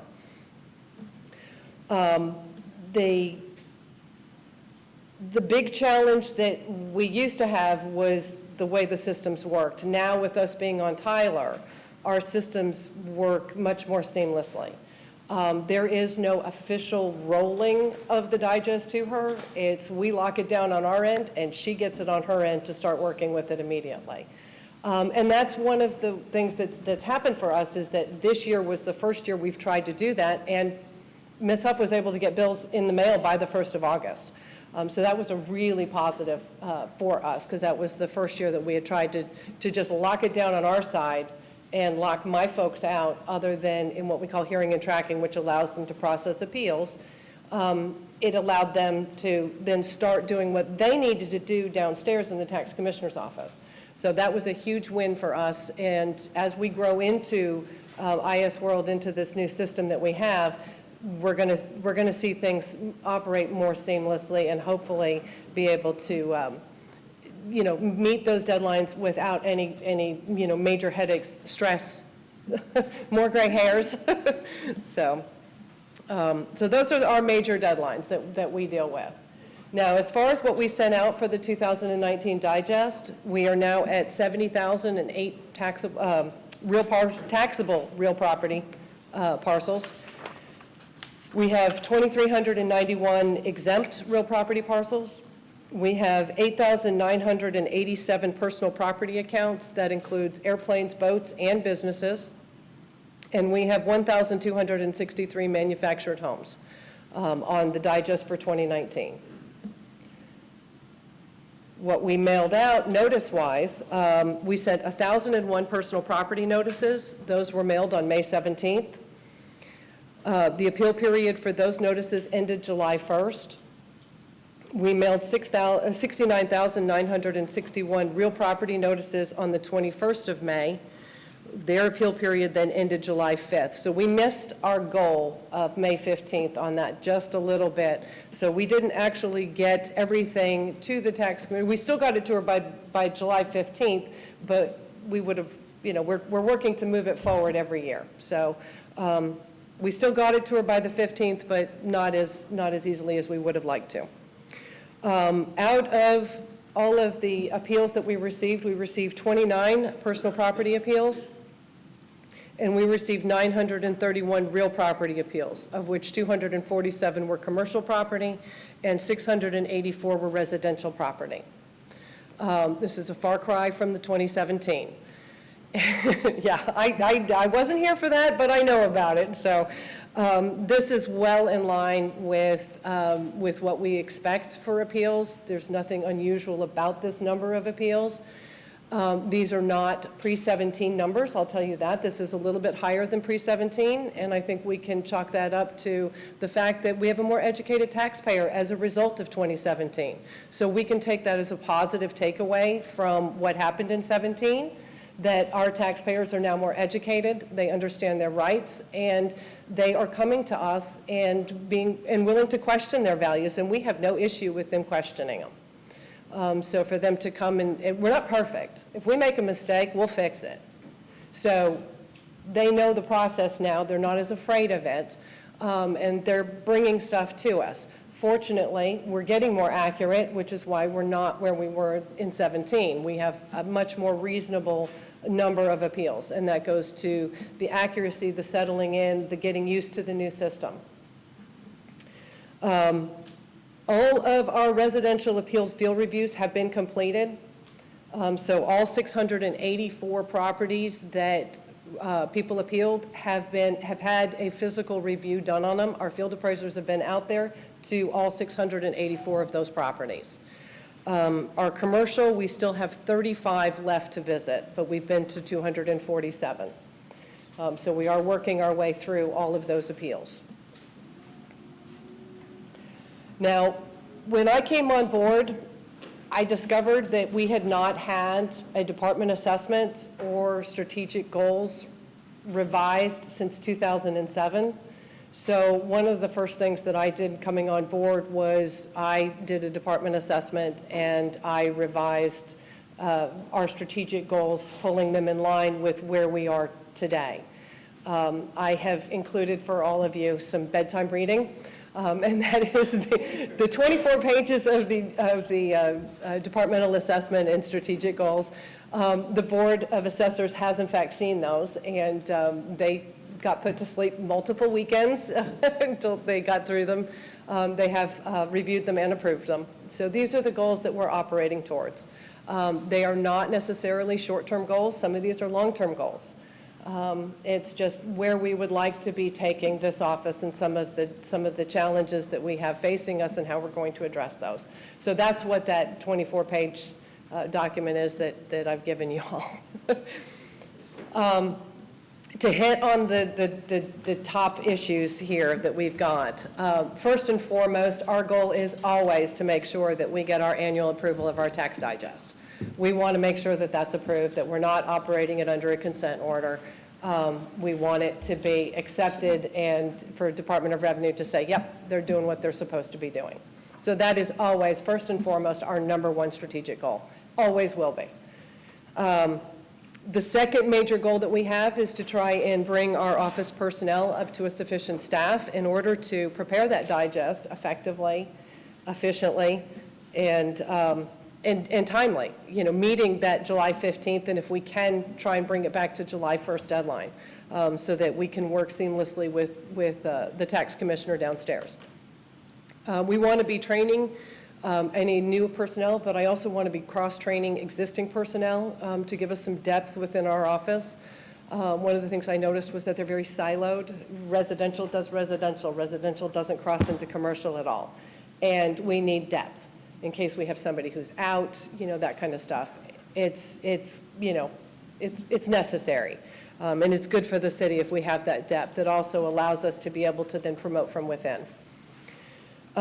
We want to improve some of our department processes and realign things. One of the realignments that we're doing is moving mobile homes out of personal property and putting them into residential property, which, while they're considered a personal property item, it really is more the bailiwick of a residential appraiser to go out there and measure and rate and grade those properties. At the annual approval of our ratio study by the Georgia Department of Audits is huge. For us, that's a big deal. That audit is statistically measuring our accuracy and whether or not we're doing our job. So for us, that is one of our critical items in strategic goals, is to make sure that we are, meeting the requirements of the Department of Revenue, that our digest is falling within those statistical parameters. And we want to be improving and expanding our information management. We have our public access website. We want to make sure that the public knows about that. Transparency is one of the goals towards expanding our information management and getting our data out there. What we do is not a secret. It's complex, yes, but anybody who wants to ask us questions on how we arrived at their values or what we do, they are welcome to come in and talk to us. Because what we do isn't a secret. It's out there, and I'm willing to share our methodology with them if they need it. And we also want to be acquiring some new and implementing some existing technology. We didn't have SharePoint set up. So we've gotten SharePoint set up for the office now, and we are also looking at some new technology to help our field appraisers be more efficient. So our challenges, and we have some. The last time the department assessment was done, we had over 200 years of experience in our division chiefs. We are now down to less than 50 years experience in our division chief. So we have a young staff as far as their level of experience. They're good, but they don't have that depth of knowledge about the city and the county that, the outgoing folks had. They haven't been here as long, they haven't been on the job as long. They've got the experience and they've got the skills to do the job, they just don't have that institutional knowledge.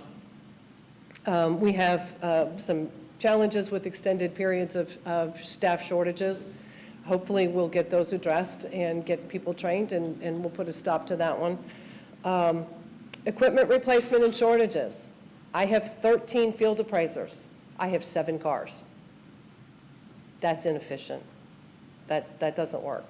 I wasn't here for the budget submission initially, so get ready, guys. It's coming next year. I'm going to be asking for more cars so I can get my field appraisers out in the field doing what they need to do.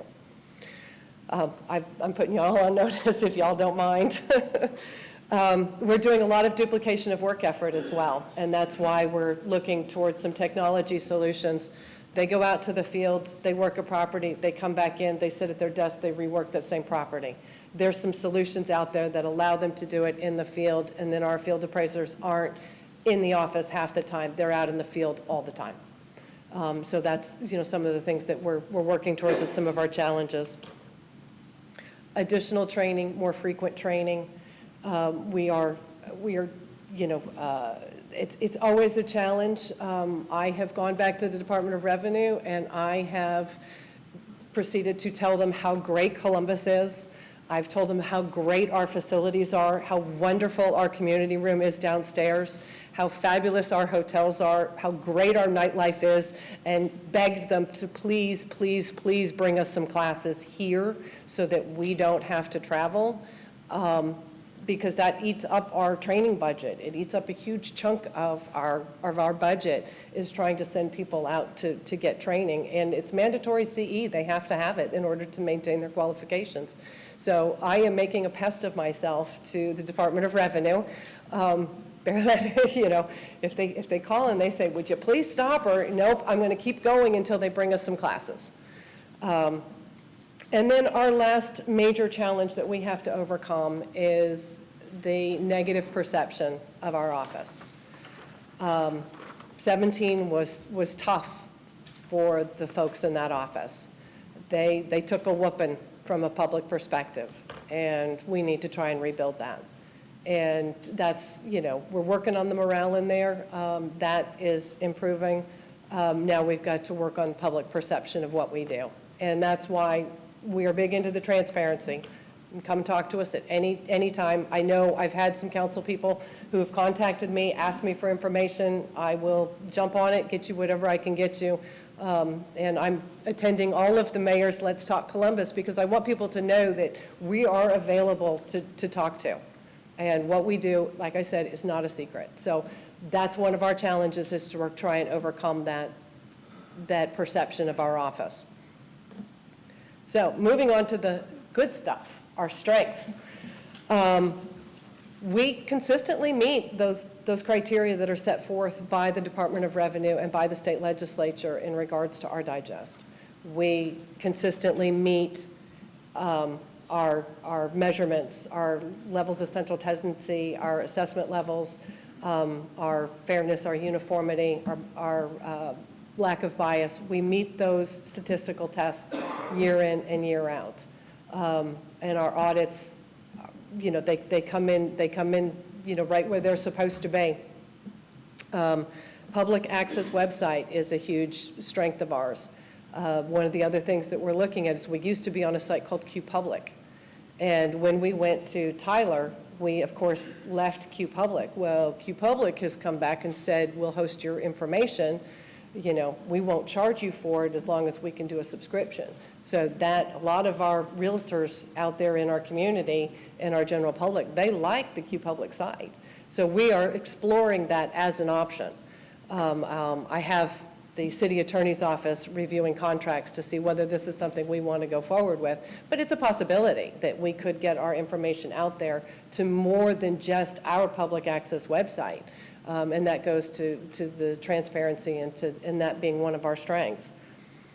Our staff is phenomenal in there. I can't say more about our staff than that. They are great. They are team players. They're willing to work hard. They're willing to put in the hours that are needed. They're willing to learn. Whenever a new broom comes into town, there's always the pushback and the changes. By and large, people have jumped on my little bandwagon and they're riding it with me, and we're moving forward with it, and they're great. I'm tickled. I landed in the pink with them. So the folks before me did a good job in their hiring. And we have a qualified and knowledgeable board of assessors. I come from a county where I only had 3 members of a board, and they only met once a month. Again, I'm in heaven. I've got a board of 5, and they meet every week. So there's a lot of interaction between the board and our office, and that is a huge strength. And then we have improved communications between our own internal divisions. We're breaking those silos down, and that's one of the strengths. Now, the first steps, we've already started. We've promoted 2 of our techs into appraiser positions, so we're starting to promote from within. I have leveraged the We Do Amazing into our own internal employee recognition program within our office. And it's We Do Amazing because you're amazing, because my employees are amazing. And so we have leveraged that, and you can pop in and look at their cubicles and you'll see their little award certificates hanging on their cubicles that say they're amazing because they went the extra mile, they did this, they did that, whatever it was that they've done, we're recognizing it and we're rewarding them for it. We have also implemented a personal property audit program. The Department of Revenue says we're supposed to be auditing personal property accounts once every 3 years. And that, quite honestly, hadn't been getting done. And it's, there's only so many hours in the day. And we now have managed to fill one of our empty personal property positions. And so we've started the audit process. And, I brought in a program that I had set up in the previous county, brought it here, got it set up here, and they're rolling with it.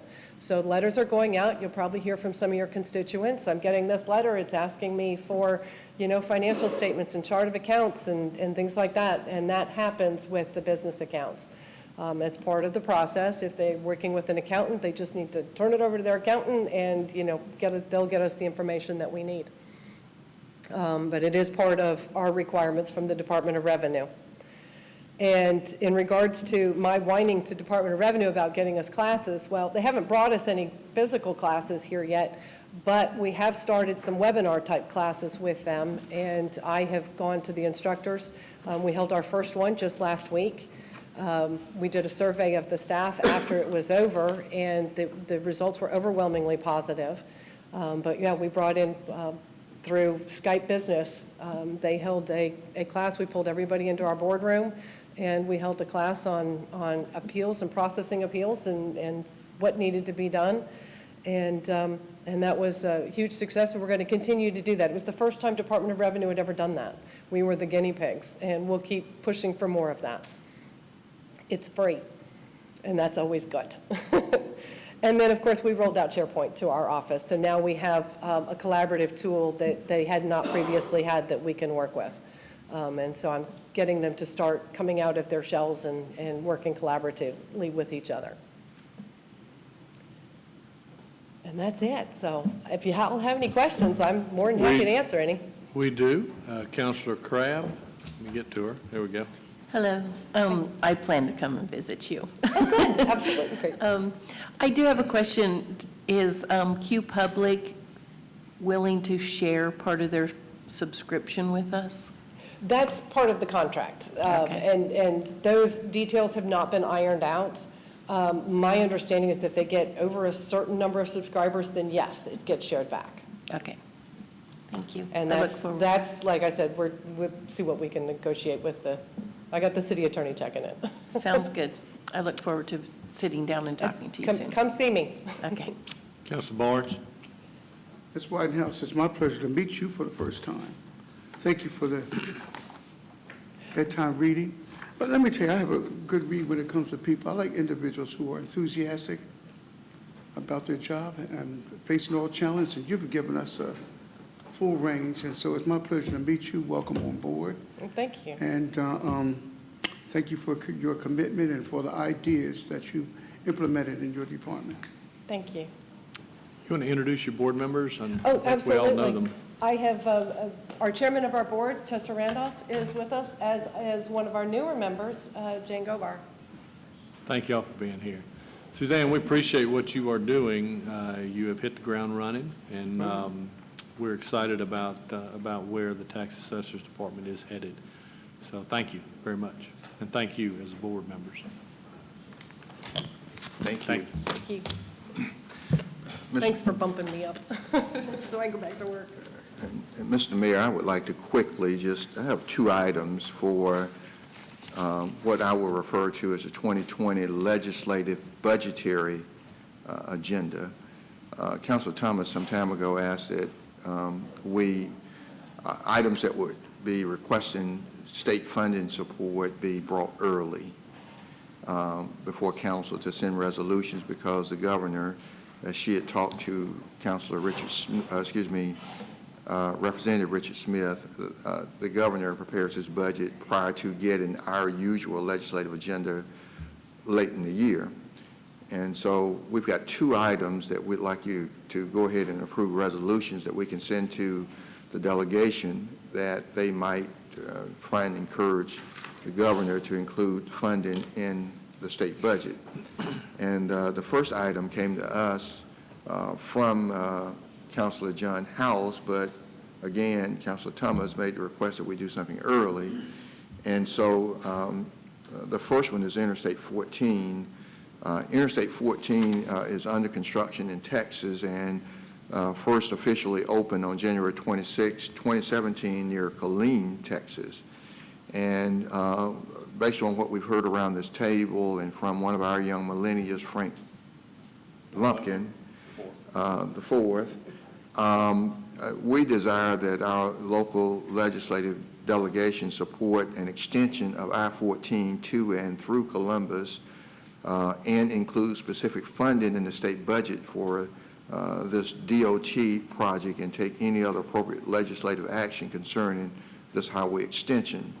And so we've got a resolution that we would ask that you approve, that we could forward to the delegation, that hopefully they can send it in early, and hopefully there would be some consideration for pushing this to the federal level or supporting it in any way we can from a state standpoint. Okay. Councilor House?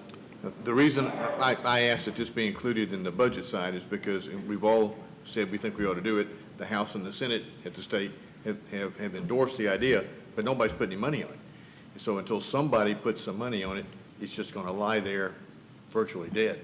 And so my thought was, well, let's put it up there and ask them to throw some money on it for some piece of it. I mean, if the state commits money to it in some manner, then that gives it a chance to move forward. Otherwise, it's just going to be a dream that will never be fulfilled. Very good. Thank you. Councilor Davis? Mr. City Manager, when will you start taking requests for legislative action to put on that list?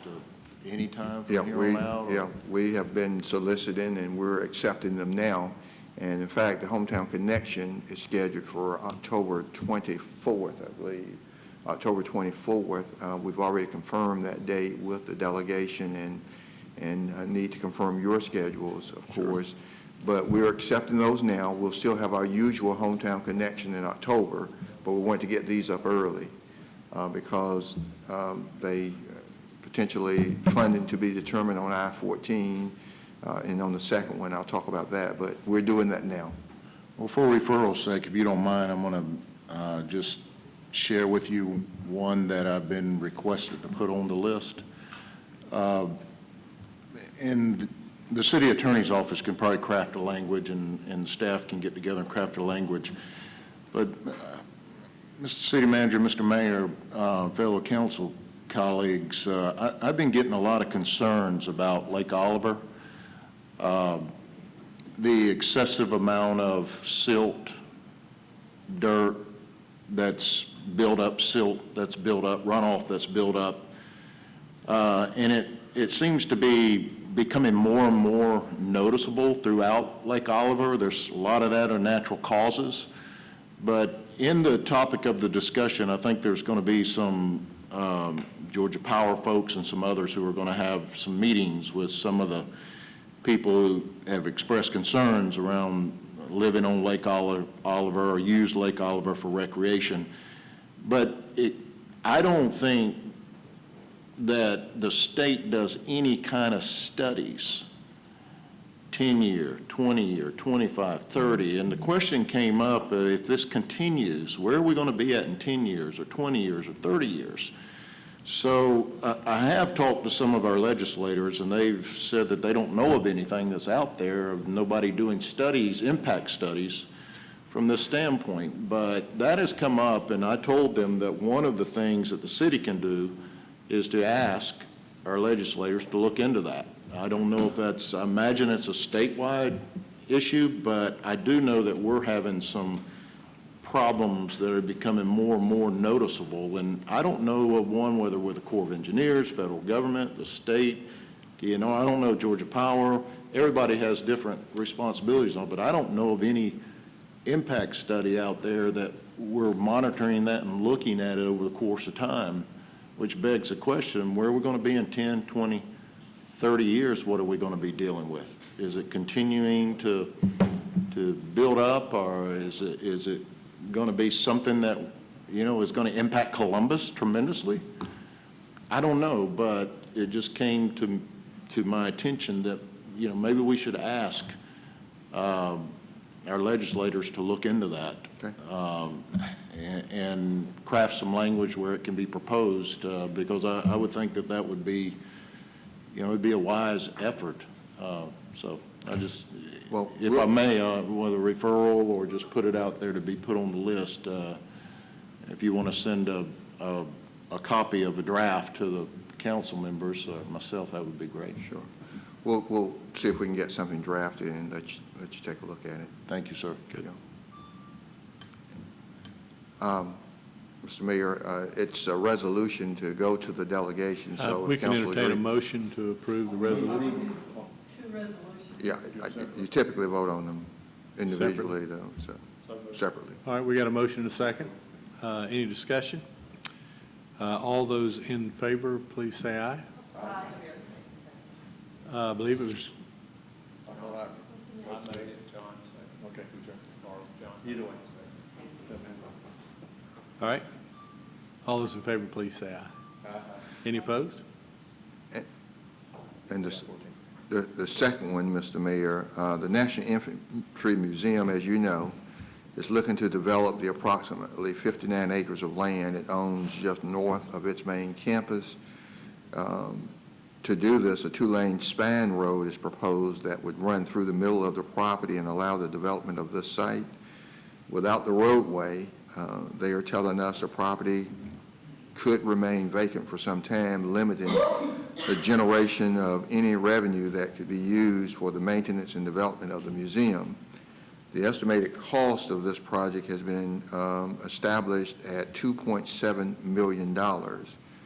And so we are asking you to support a resolution for the extension of Legacy Way that would connect with the proposed new infantry road that's currently under design and proposed for construction in 2021. And so. Move approval.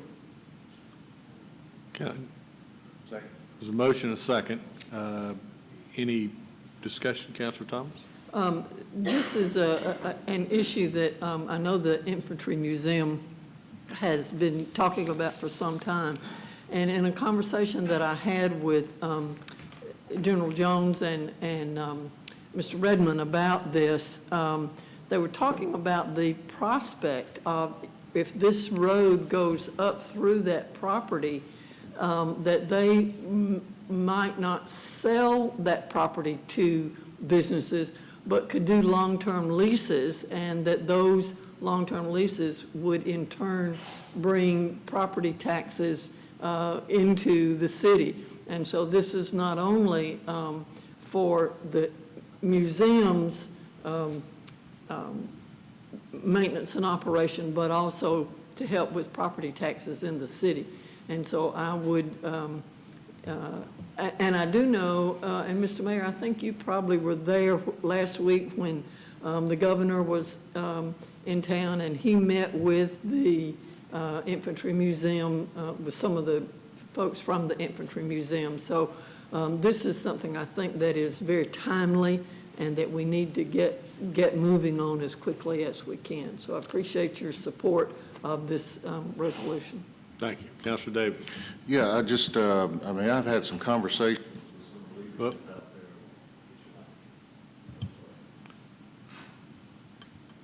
Bruce is a little quick on me over there. Thank you, Mayor. I've had some conversations with some of the leadership out there, and I think the way it was stated to me, well, first of all, I'm not sure I'm understanding what we're being asked to do. If we're being asked to fund that road today, that's a whole different subject. But I was told that they have already been given verbal permission by the director of the DOT and maybe one of our representatives, but there doesn't seem to be anything on file right now. This is a resolution going to the legislative delegation to ask the state to fund it. Well, that would be. That GOD project. Yeah, because see, right now, it's not even Okay. funded. Well, I don't have a problem with that. I think that was the direction to go. We're going to ask are we asking our commissioner or the DOT representative to fund it? Whoever, It's the state, whoever the has legislative, money. yeah, legislative delegation, Okay. we'll hand it off to them. I don't have a problem. I don't have a problem with that.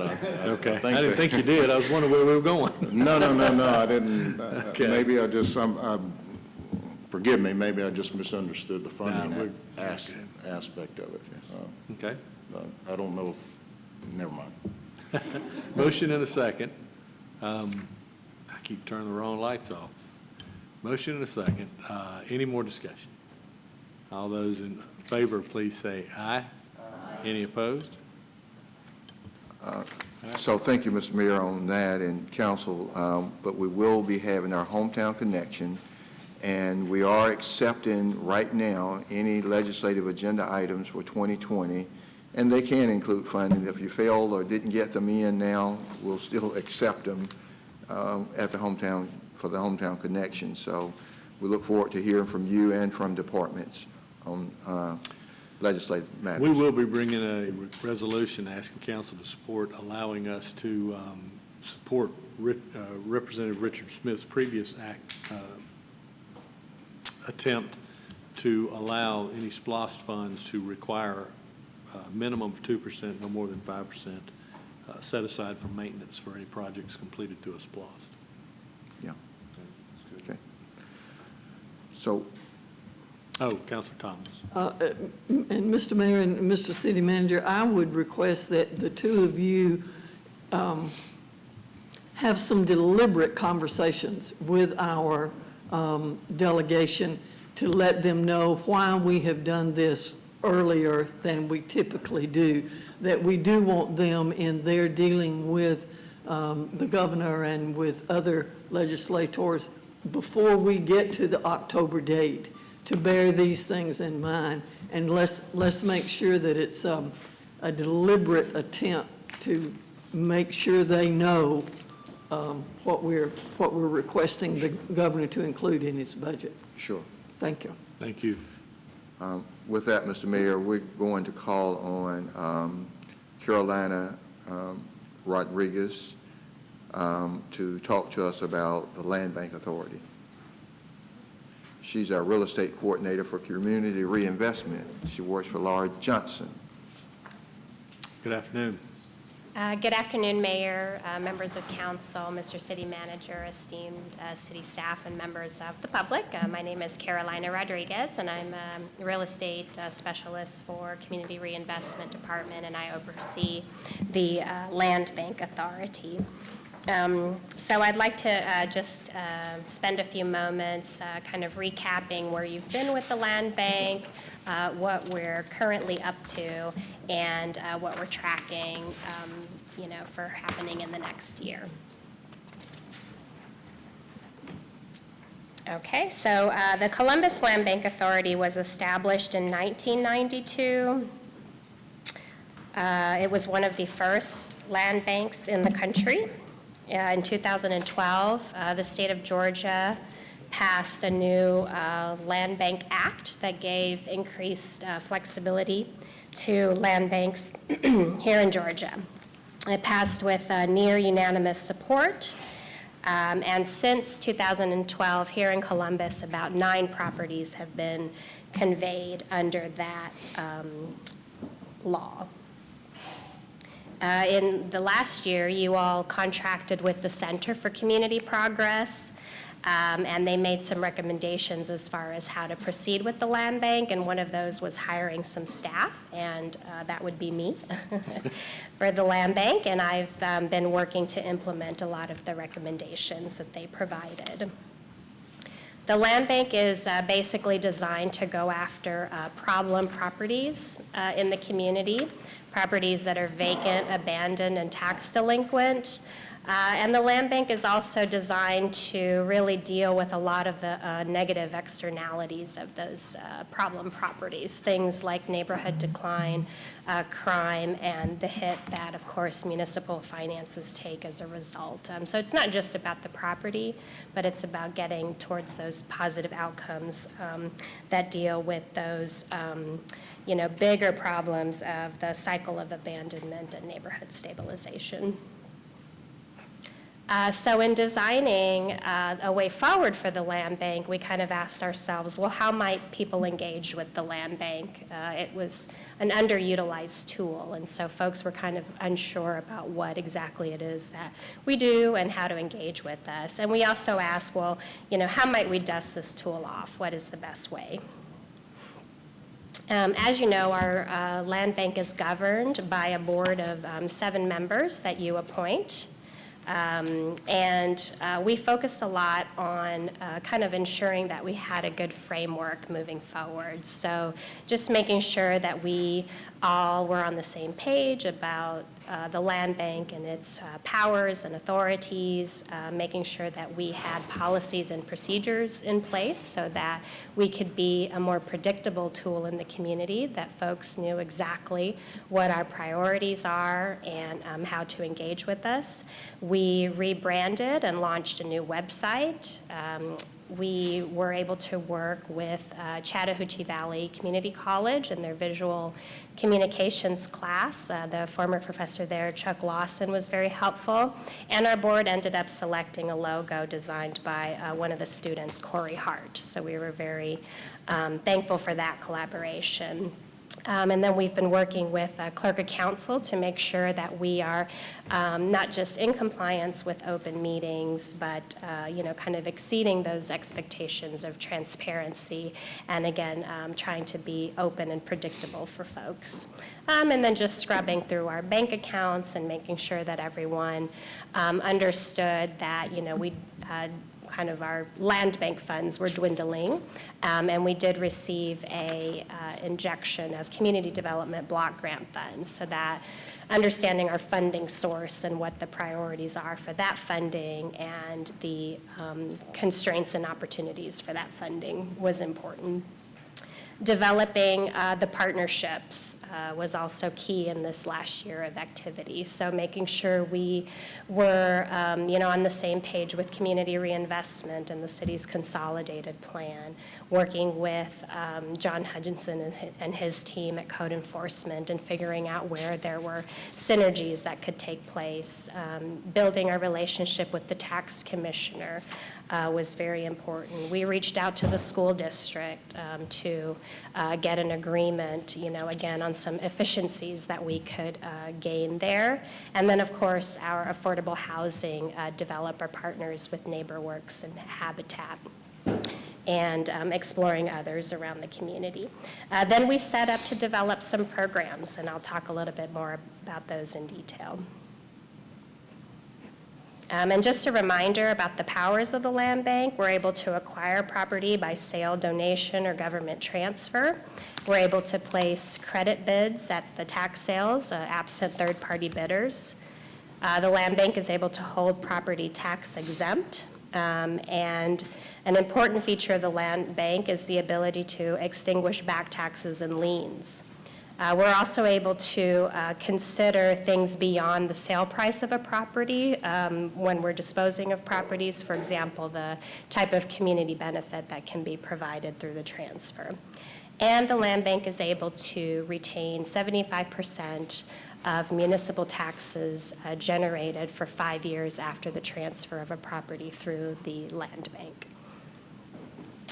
Some of the tools that we are keen on using is the judicial tax sale process over the non-judicial tax sale tool.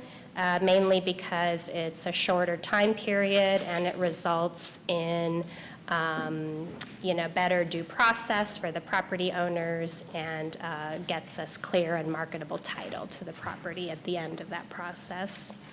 Another thing we're doing is we're working with applicants to help share some of the risk. So a lot of times we're asking for a good chunk of the payment up front, and I'll talk about that more. Our board members were interested in having a very user-friendly application process for people, and so that's something that, again, we've designed and tweaked, as we go, as we move forward and receive input from the community. And again, our main source of funding is through community development block grant funds, so making sure that we are in compliance with that, and then again, just leveraging the potential of those funds in the community. And outreach. Outreach has been very critical in terms of getting the word out to the community. We've had a lot of organizations interested in the land bank, and so I try to make myself available to go and speak and talk about this incredible tool. This is a little bit about the characteristics of the type of person or entity we're looking to partner with. We want to make sure that our applicants represent a broad, variety in the community, so nonprofit, for-profit organizations, civic groups, churches, local growers, builders, developers, and individuals. A lot of land banks are able to kind of partner with what we would consider good neighbors. Those are folks who are teachers, firemen, police officers in the community, and we really know and value the kind of stabilizing effect that they can have on the community. So we're always looking forward to partnering with folks like that. We want to make sure they're in good standing with the community, and we want to make sure that they're ready for action in terms of financially able, but also have the willingness and the motivation. So I kind of explained that the land bank is really not the best kind of tool for what we would call a do-nothing investor, right? The kind of investor who might just want a property for their balance sheets, but are actually wanting to do anything with it. Okay, so in terms of our housing program, of course, we all know very well the work of NeighborWorks and Habitat for Humanity in the community, so we're currently partnering with them to take some vacant, abandoned, and tax delinquent properties through the judicial tax sale process. So the property might be in a dilapidated state, and then through the good work that NeighborWorks and Habitat and similar organizations do, then we end up with a home that is in good condition for folks to live in. And I also put a picture there of Carrie Strickland from Truth Spring. This is an organization in the North Highlands community that functions as a community development corporation. And in a lot of cities, the community development corporations are really powerful catalysts for neighborhood change, and they're driven by your folks in the neighborhood, boots on the ground. And a lot of times through their work early on in the neighborhood, they're able to attract interest from big organizations and just bring stability and revitalization to the neighborhood. So we do have again, properties that we're bringing through the acquisition process that are going to go to affordable housing developers in the community. And we also have 4 properties that are for sale currently, and you can go to our website to get information on those. We have interest in 3 of them, and so we're hoping in the next few weeks to drum up some more interest in those properties and get them back into good use. The other kind of program that we're running is called a side lot program. This is a picture of a gentleman in another community, but I'm hoping by the end of the year to replace that with one of our local property owners and side lot transferees, which we have 4 in our judicial tax sale process right now. But it's basically, a property owner that may live next to a vacant, abandoned lot, tax delinquent lot. And they call me and they say, hey, I live next to this property. How do I go about acquiring it? And we said, well, you sound like the kind of partner that the land bank wants to work with. And what we would do is we would get the property through that judicial tax sale process, extinguish the back taxes and the liens owed on the property, and we transfer it to the adjacent property owner. And we ask that they get it resurveyed, replatted, and combine it with their property.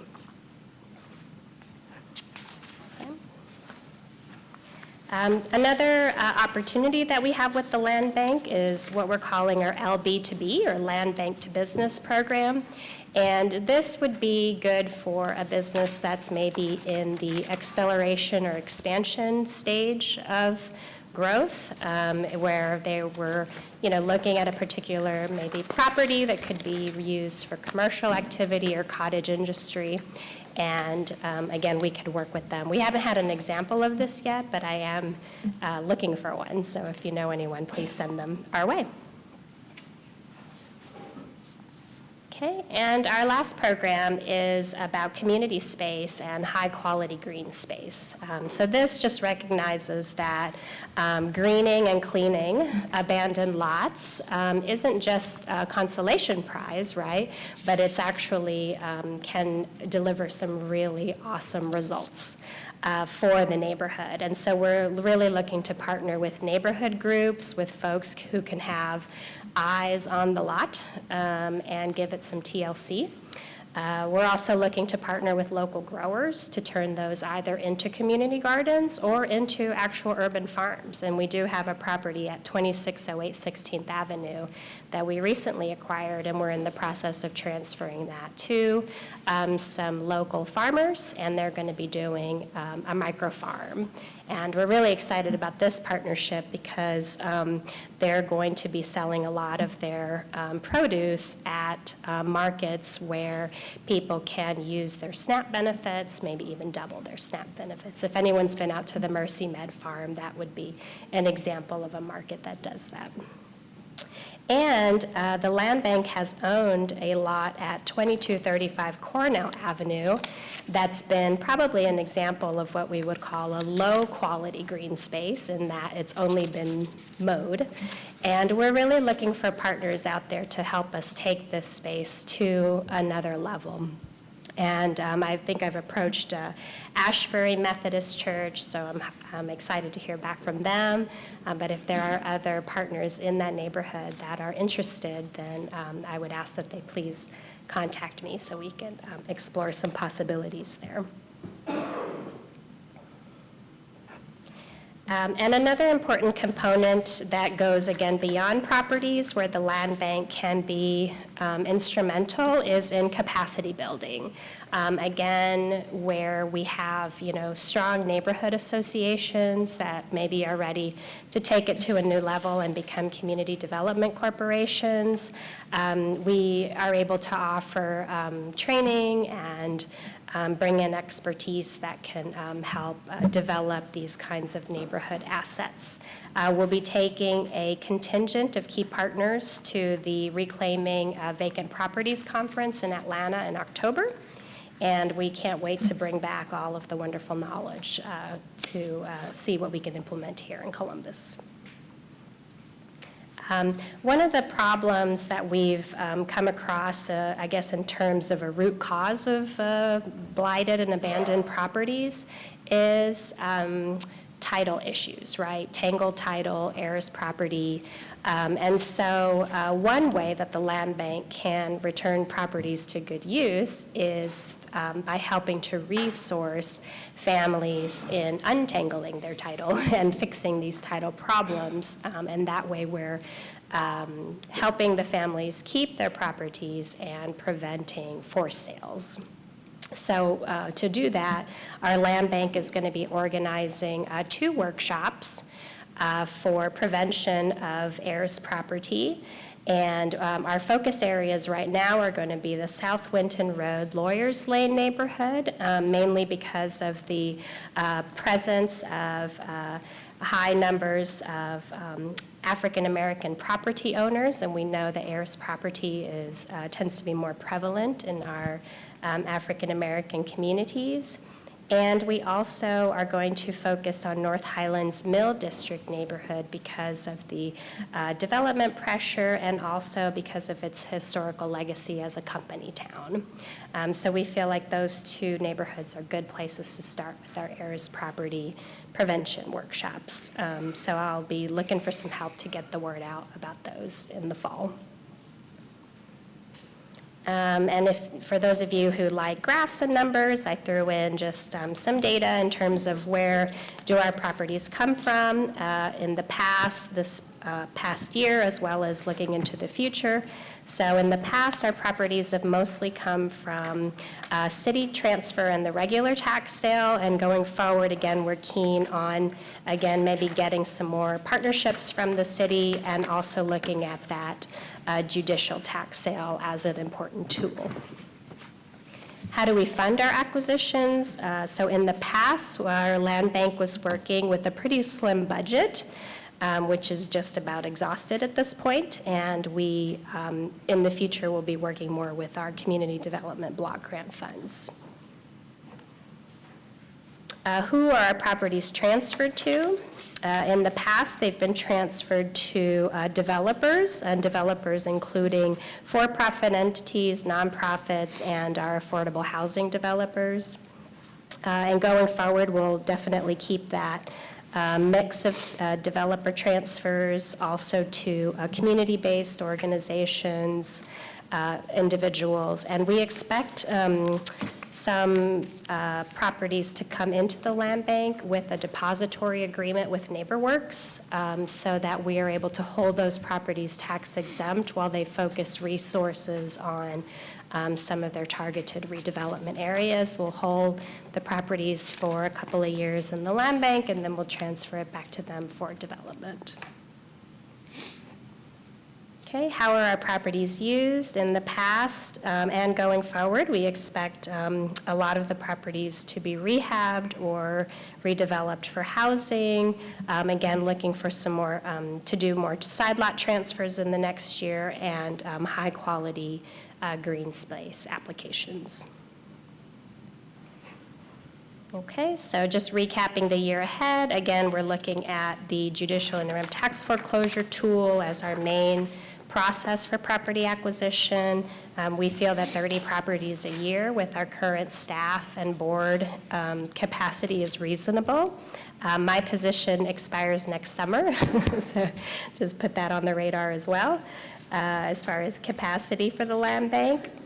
And we're hoping to get some synergies with city-owned real estate as far as, how do we utilize the land bank to get some of our vacant, abandoned city-owned real estate back into good use for the community and generate some flexible revenues for the land bank.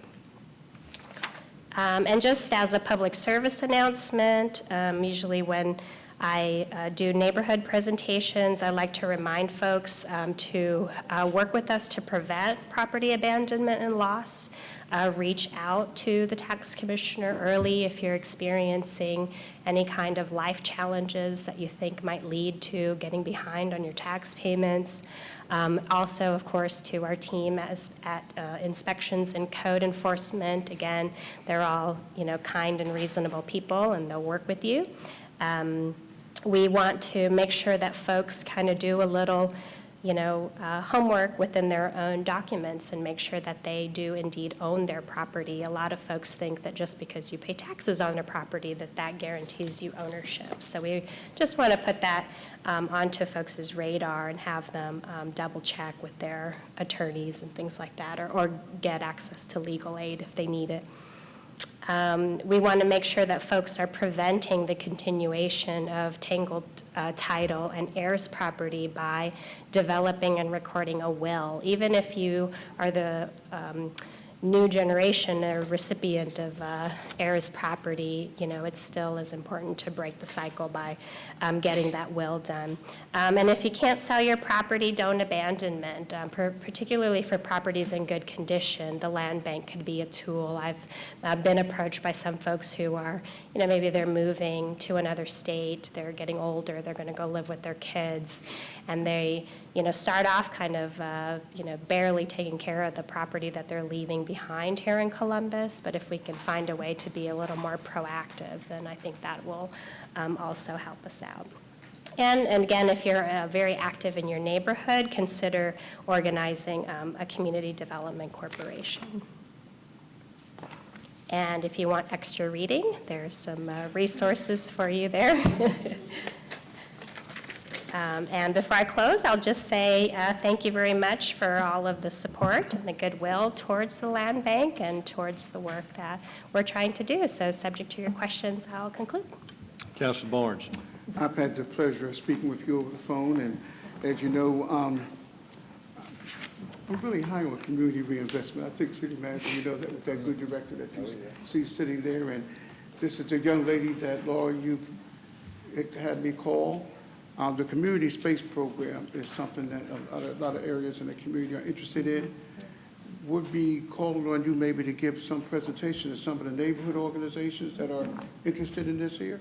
Absolutely. All people have to do is just give me a call, and we'll work out a time when I can come out and do that. Because it is really growing interest in this community space program. And so I got your number, and I'll be giving you a call. Thank you so much for being on board. Thank you. And I noticed that little dig you said about 2020, right? We need to try to make sure that we keep someone like you on. So, Laura, you just... Well, I can tell you Carolina is making a positive impact throughout the government, so there will be a collection after this sermon.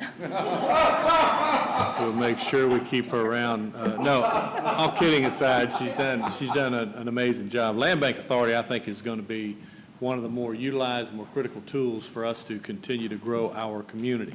And it's going to allow us to be intentional and gives us a little flexibility that government doesn't typically enjoy. So under your leadership, we look forward to seeing what prosperity comes from that organization. So thank you for what you do. Thank you very much. Thank you, Caroline. And the final update, Mayor and Council, I've got Deputy City Manager Pam Hodge is going to talk about the Government Center options update.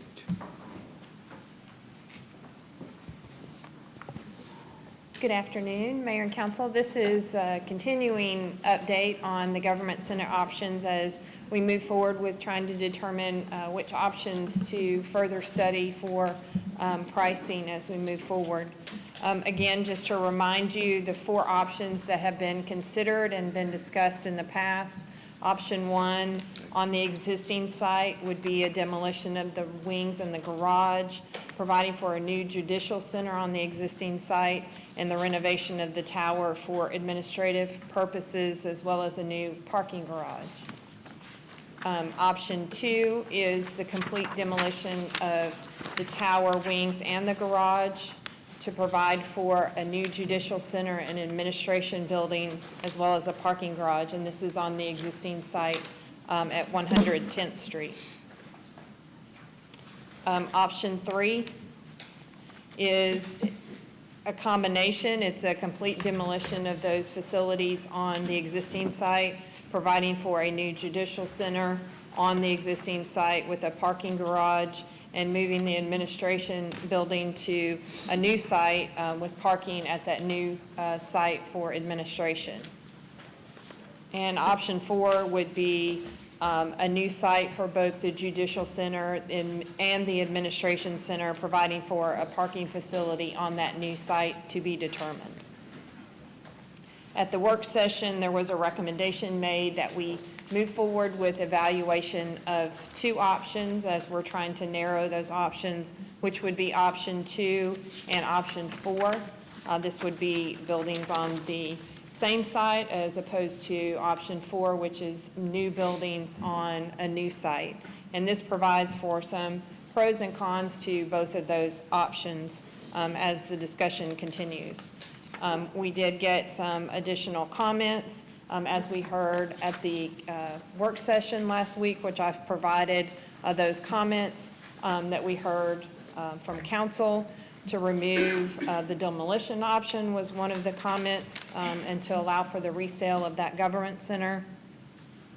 Remove option 2 and 3 and keep 1 and 4 was one of the comments that we heard at the work session consider multiple buildings, consider the operational costs of multiple smaller buildings versus 2 large buildings. Locate the judicial center close to the jail was one of the items that was discussed. Prepare a master plan for the new site. Gather additional input from citizens as well as employees. Establish a method of ongoing communication with citizens, and consider repurposing the government center. These were the comments that we heard from the work session, just to continue to document that discussion as we move forward. Other comments that we've received from the legal community include leaving the courthouse on the existing site was one of the things that we heard from the legal community, and that it has close proximity to the existing law office, and the negative uptown economic impact was one of the comments made. Remain on this historic site, determine the highest and best use of the existing site, revitalization and economic impact on a new site, as well as the renovation of the existing tower was one of the things that we heard comments from some of the legal community. I did receive another response late yesterday. Those comments have not been added to this running list, but I will provide those at the next update on the options. So as next steps, as we move forward, and I'll turn it over to the city manager. Thank you, Deputy City Manager. I told her when she gets to this point, she might want to step back from the podium as I start talking about. But let me just say, Mayor and Council, we are trying to get down to Excuse me, would you ask him to put that last slide back up? I'm sorry. Leave that one. Yeah, we're trying to get down to narrow things down from 4 options, obviously, to 2 options. And I made a comment at one of the previous meetings that I'll probably make some recommendation, and then I'll probably get beat up and all kind of things will happen. So I noticed she moved back from the podium too. But let me just say that I would like for you to consider approval to further study option 2 with the understanding that the mayor and council can revisit this option 2 for modifications at any time. And so this would at least move one option off the table as we've moved towards 2, and it would leave option 4 on the table that we've heard from the legal community, Historic Columbus, we've heard from lawyers. Then we start to take option 4 and start to Hey, Columbus, Georgia, it's your girl, Shirley Murdoch, and I'm coming to your city on August 31st for Soul Fest 2K19 being held at the Columbus Civic Center. What are you waiting for? Why don't you have your ticket? Baby, we are going to have a ball, y'all. So option you 2 don't want to be sitting, no. See you there. is the existing site, complete demolition of the tower, wings, and parking garage. We would construct a new judicial center on that site, a new administration building, and a new parking garage. So in other words, we would demo the 2 buildings on that site, and then we would come back with 2 buildings, a judicial center and an administration building. And if we could just get you to approve that, knowing that, not necessarily final, you can come back and say, well, after further study, we want to go back to option 2, and we think we want to have 1 building, or we want to do 1 building there and 1 building somewhere. But at least we would have something that we could maybe start to look at. And from the judges or the legal community and many others, their preference is that we stay on the existing site. So I wanted to see if you would consider approving option 2, existing site, complete demolition of the tower, wings, and parking garage, new judicial center, new administration building, new parking garage. And we make it very clear that this council can come back and start and go back to option 2 and start some modifications if you decide that, based on further study, we need to do that. And so I'm asking you to approve us placing option 2 over in the category of study, and then we will come back to you, and with all of legal comments, judicial comments, your constituents' comments, your comments, and work on option 4. All right, Councilor House. Thank you, Mayor. I think looking at option 2 and 4 are good, because we've had comments, at least I've received comments, that heavily favor both of those. Okay. And I don't know whether you want to consider it as a subset of 2 or a subset of 4, but I think if we don't have some kind of estimate, if not a firm cost, to renovate the tower and keep all or part of the city administration and judicial function in the tower, we will never answer all the questions from the citizens. Well, I'll tell you, one of the challenges with that is, I mean, there's nothing magic about 2. The only thing magic about 2 is it holds down cost. Right. I mean, we can evaluate all 4 of these plus 3 more if you want to, but it's going to cost you.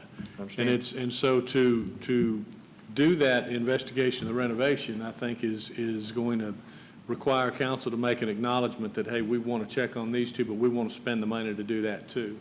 Because there's the challenge here is going to be listening to the public and listening to what people are saying, but we also have to recognize that there's no way we're going to be able to get the true temperature of the entire community. I mean, if you receive 100 calls today, that's 199,900 people that didn't call you. So I agree with moving forward and trying to get as much information, but the goal right now, frankly, from the administration was to limit the number of areas that we go out there and spend the money to really vet so that we can get, because really one of the key determinants is going to be what it costs. I mean, we may like one option, and then by the time we get the cost back, we go, ooh, I don't like that anymore. So just putting it out there. We can study as many as you want, but that's a policy decision and a financial decision that this council might make.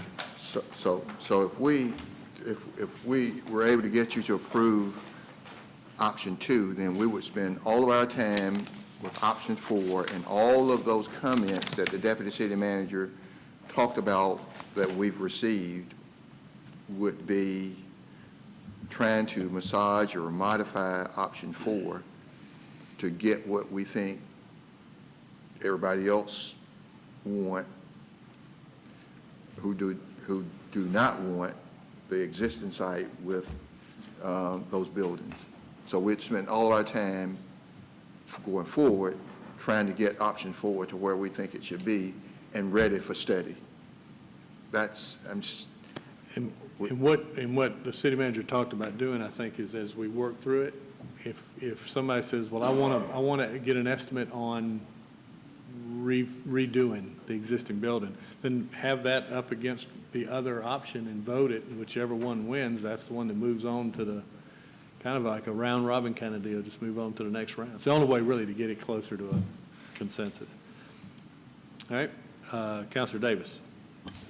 Thank you, Mayor. I think everybody knows there's been somewhat talking points circulated around, and, you know, there's some valid questions and valid concerns, but the one thing that we're, look, a lot of us just, this is not the sphere where we all operate, but when you've got to really understand this in its complexity, and you got to dig deeper into the bigger picture when you start talking about renovation, when you start talking about building new buildings. There are so many variables and so many factors that it is unable to communicate to the public, but those in the business know what's going to happen.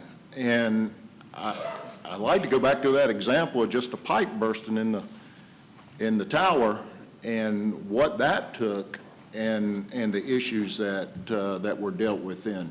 But I think it's important to answer those questions out in the community, and I don't have any problem, but it is, like the mayor said, it will take money. I mean, if you really want to nail it down close, you would have to go into a design stage. You may have to go into a 40% plans and then have it sent out to be estimated by the general contractors or the actual people who are going to be giving you the cost of all this. You can budget, you can throw a budget out there, but I don't know if any of us, the old saying in our business, never go into the renovation business because you don't know what you're about to deal with, and you're going to have change orders out the yazoo, when you start dealing with that stuff. There's just so many unknown variables, and anything could happen there. And once you go down that path, I mean, we're eating up time. We're eating up time, so it's hard to go back. And next thing you know, you're a year still into planning, 2 years into planning, and that's not even talk about design and drawing the plans and then getting into construction. And the clock's ticking somewhat on that government center today. And the other thing is, outside of the funding sources that we're talking about, depending on what you do, could have an adverse effect on your current budget, on your current reserves. And those are things that you got to really talk about, because a lot of that stuff we're talking about, when you start talking about disruption and relocation, all the rest of that, that's not part of the funding. Right. It's not, you can't use that SPLOTs to deal with that kind of stuff. We got to find that money somewhere else. And then you don't know at the end of the day what you're creating and the additional funds it's going to take. So, my point is, even though, there's good talking points out there and all this, but when you really start breaking it down and getting deep into the bigger picture of all this, you'll start understanding that it's complex. Even from the standpoint, I'll just go out on record and saying, you start looking at renovations and remodeling, you're talking about years. You're talking about years, and nobody, I would doubt, you may get a construction a GC that would do it on risk, but I doubt it, because they know there's too many variables, so they're just going to jack the price up so high so they can, fill that gap with the unknowns. But then you're looking at even further, 3, 4, 5, 6 years down the line. So these are just examples of the complexity of what we're talking about, and we're not there, Mayor. These kind of behind the scenes talks, but getting to, I'm okay with the options, Ms. City Manager, and moving forward, but those things we really have to, we're not there yet in talking about that kind of stuff, but it does weigh, and the public needs to know about that. The ones that have concerns and questions, because that's a big factor, and pushing that on to the next generation or the further generation down when we're gone, that kind of impact or debt, and certainly you don't want to be right back at it 10 years doing it all over again, which could happen. So those, we got to think 30, 40 years, and we're not going to be here, but 30, 40 years when you hand it on, they're going to look back on that decision that we make today. Was it the right thing? So thank you, sir. There's a couple more in queue, sir. Councilor Thomas? It seems to me that at this point, with the information that we currently have, there are two options. Do we stay at the existing site or do we move? The options of what we do on those sites are not there yet. For example, we have a dozen judges, Superior Court, State Court, Municipal Court, Juvenile Court. Do all of them get a separate courtroom? I don't know. How much space are we talking about in that judicial center? I don't know. How much space are we talking about in the administrative center? I don't know, because we haven't gotten to that point yet. I think that Councilor House is right on that we have got to have a price for renovating the tower. I think that if we say to the citizens of Columbus, well, we didn't look into that, we don't know how much that would have cost, that's going to be a real kick in the gut for us to get any kind of funding for this. We've got to do those kinds of things. It may cost us some money up front to do that, but we've got to do that. We've got to have the information in order to get to this. And so I guess I'm said all of that to say that at this point, yeah, the other piece, is this new parking garage going to be on that 9th to 10th Street block, or is it going to be over on 9th Street? We don't know yet. We don't know the answers to those kinds of questions. And we've got to have at least a little more knowledge about what's going on. I've been getting those emails from the attorneys particularly about staying in downtown Columbus and not moving.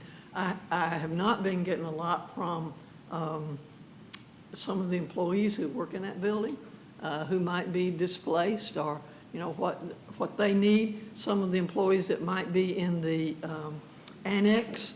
Are we going to move the folks that are in the annex to one of these? I don't know. We don't have that kind of information yet.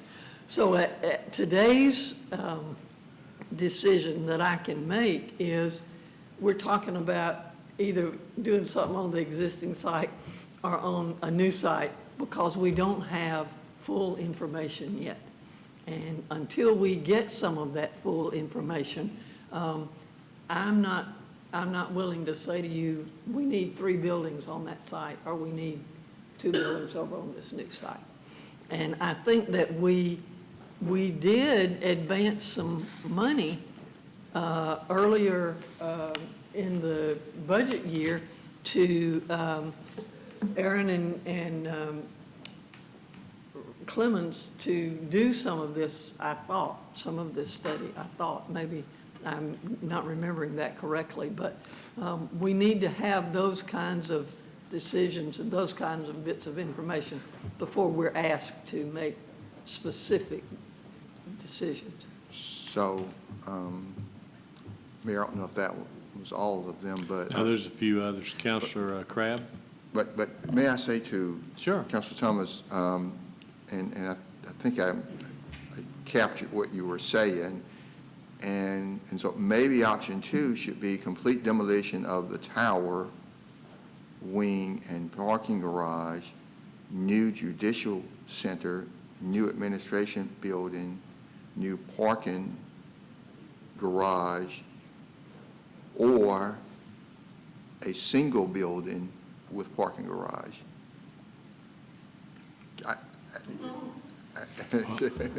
Well, I think what you're asking... Well, that would be a single new building with parking garage. I was going to comment on that. And so, and then my thought was, if that would help you, take option 2, put it in a category of study. So, because we don't know whether it's 1 building or 2 buildings, but we know there's going to be a parking garage. And if that was option 2, then we put it in the category of ready to study. And then they're going to come back with all that other, everything that in the study. But then I hear you saying, so I'm thinking there's going to be an option 2, and then an option 4 with all of the modifications and whatnot. But then as a separate study that's going to cost a little money is renovation of the existing tower. So we just take. That's what I think. We 2 and 4 plus do a study to renovate the existing tower. And so actually that's kind of like 3, but at least I hear what you're saying, that the citizens, your constituents, are not going to want to hear you didn't even look at it. That's right. And so option 2, option 4, study renovation of the new tower. And it's just, it's just something we feel like we got to look at. And so then we take option 2 off the table, but with a modification, 1 building or with garage, 2 buildings with garage on the existing site. And that's option 2.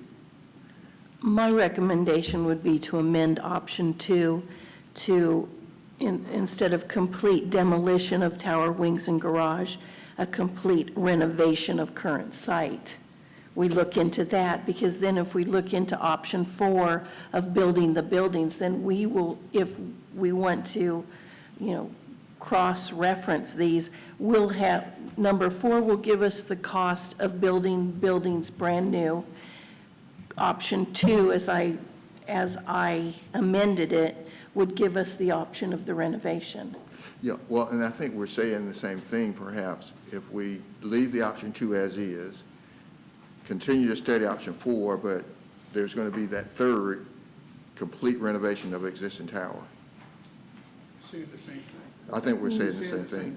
But I'm just No, I'm not saying to complete, I'm not saying to any demolition of any of the towers, wings, or garages. Oh, okay. I'm saying change it to a complete renovation of the current site. Well, that would be option, the third one I'm talking That about would- then. But just Completely. change that to option 2 instead of having the complete demolition of the tower, wings, and garages, option 2, because I don't see how that can ever work. How are we ever going to move the employees and the courts out of those buildings and demo them? Where are we going to put them? Well, I don't see how that can ever work. Well, I think what would I don't know anything about construction, but what would likely happen in my mind, I told some people I was in Nashville last week, and there's construction going on everywhere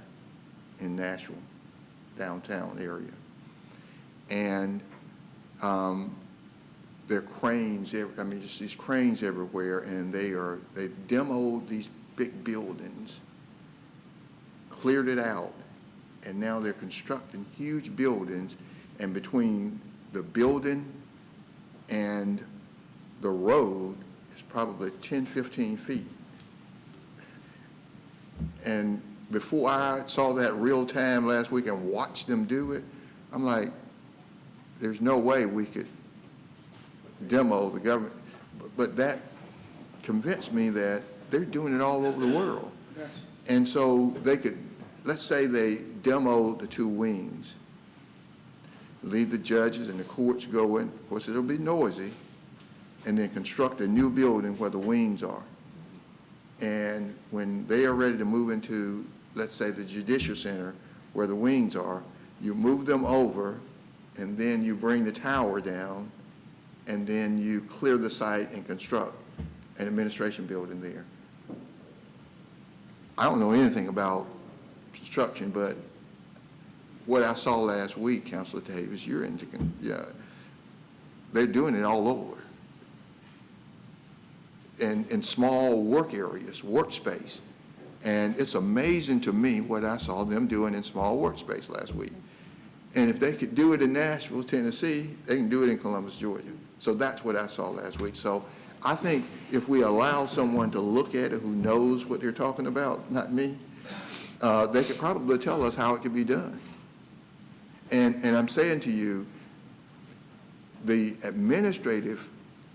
non-judicial administrative people in the government center, we could likely absorb them, be tight, in a small, in some existing buildings,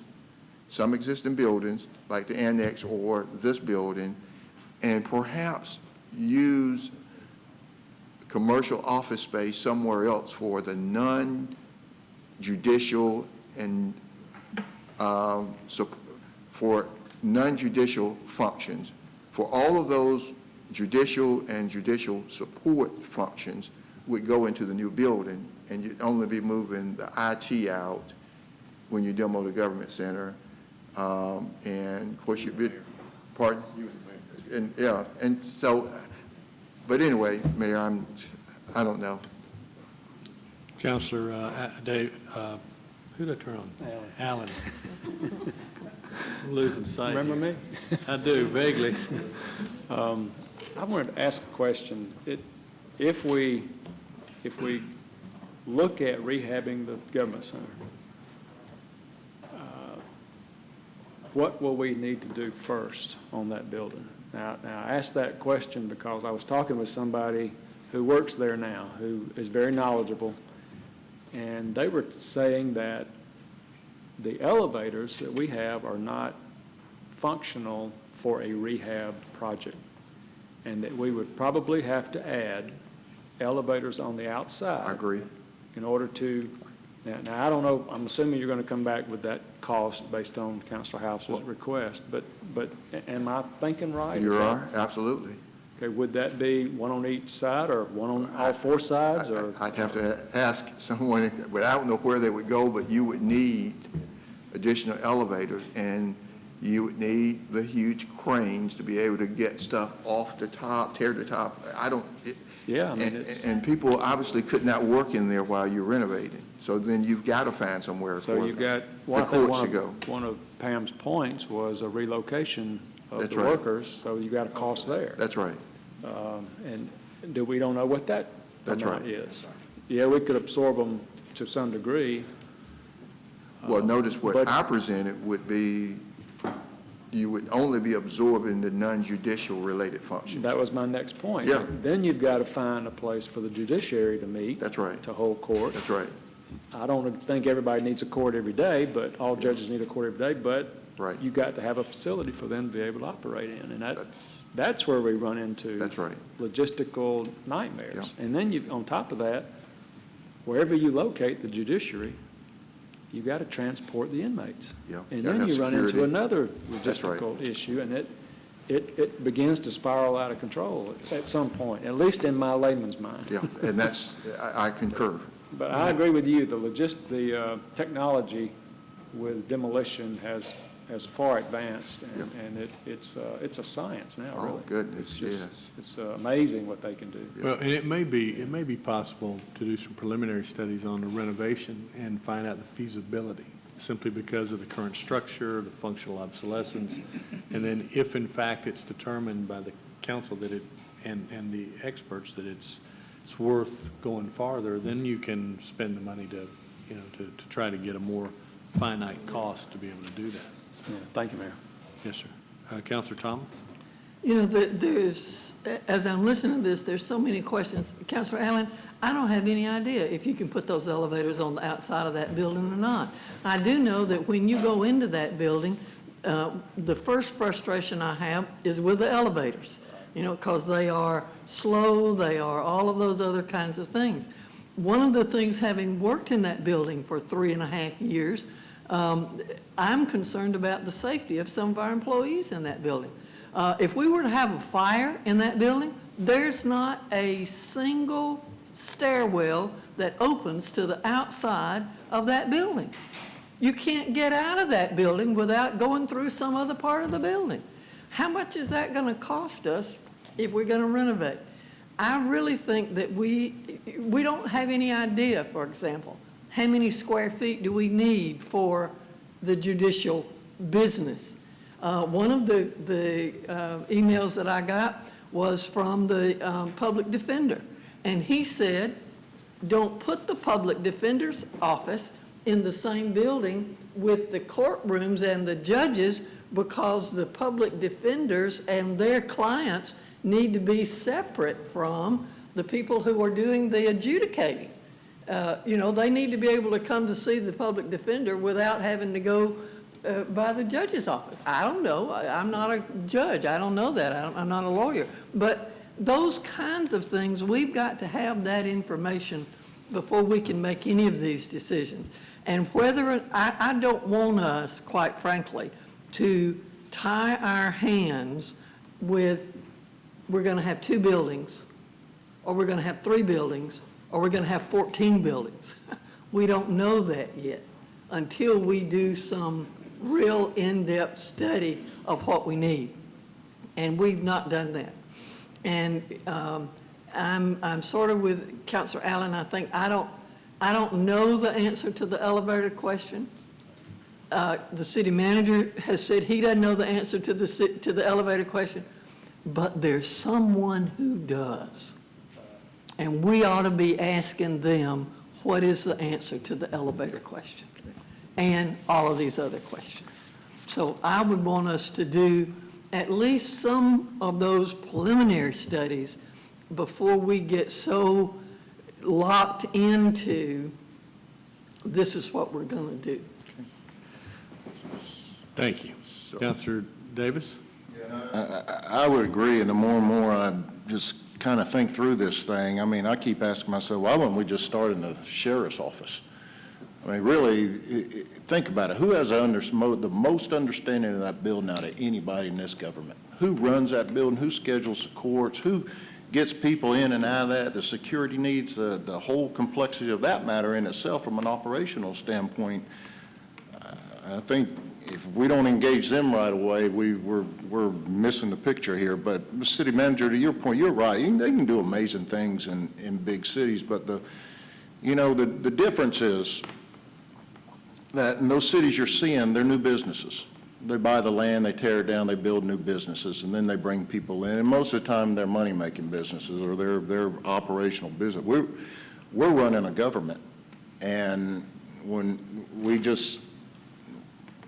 we don't have the ability. We're not a new business. We're not a new building going up, so to speak. We've got an operation to maintain and to keep going. And it is, you miss a step.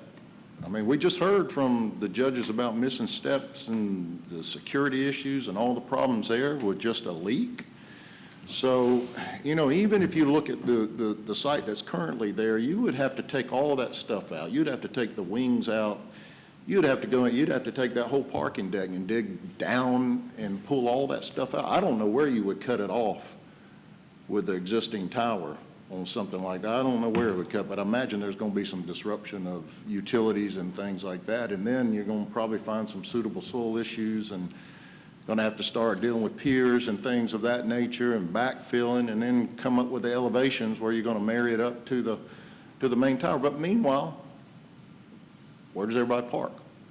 How do you get prisoners in? How do you keep the courts going and moving and all that kind of stuff? Those are the complex issues that I don't think people are, the citizens don't think through and walk through.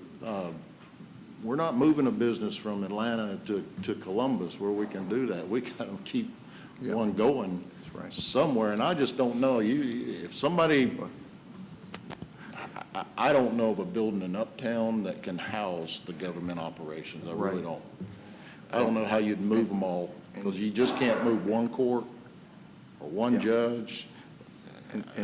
And that's why I think they've got to stay in that building until a new one is constructed. Yeah, or one department. What about IT? What about all how this government operates through technology and all? I mean, there's a lot of things here. I just call that the disruption matter. So, Mr. Mayor, let us take in all of what we've heard today. Councilor House says something he wants to add. I was just going to add to reiterate, I mean, the reason I brought up the renovation is because we keep getting questions, and if we never look at it, we don't know it. And I think the cost will be astronomical.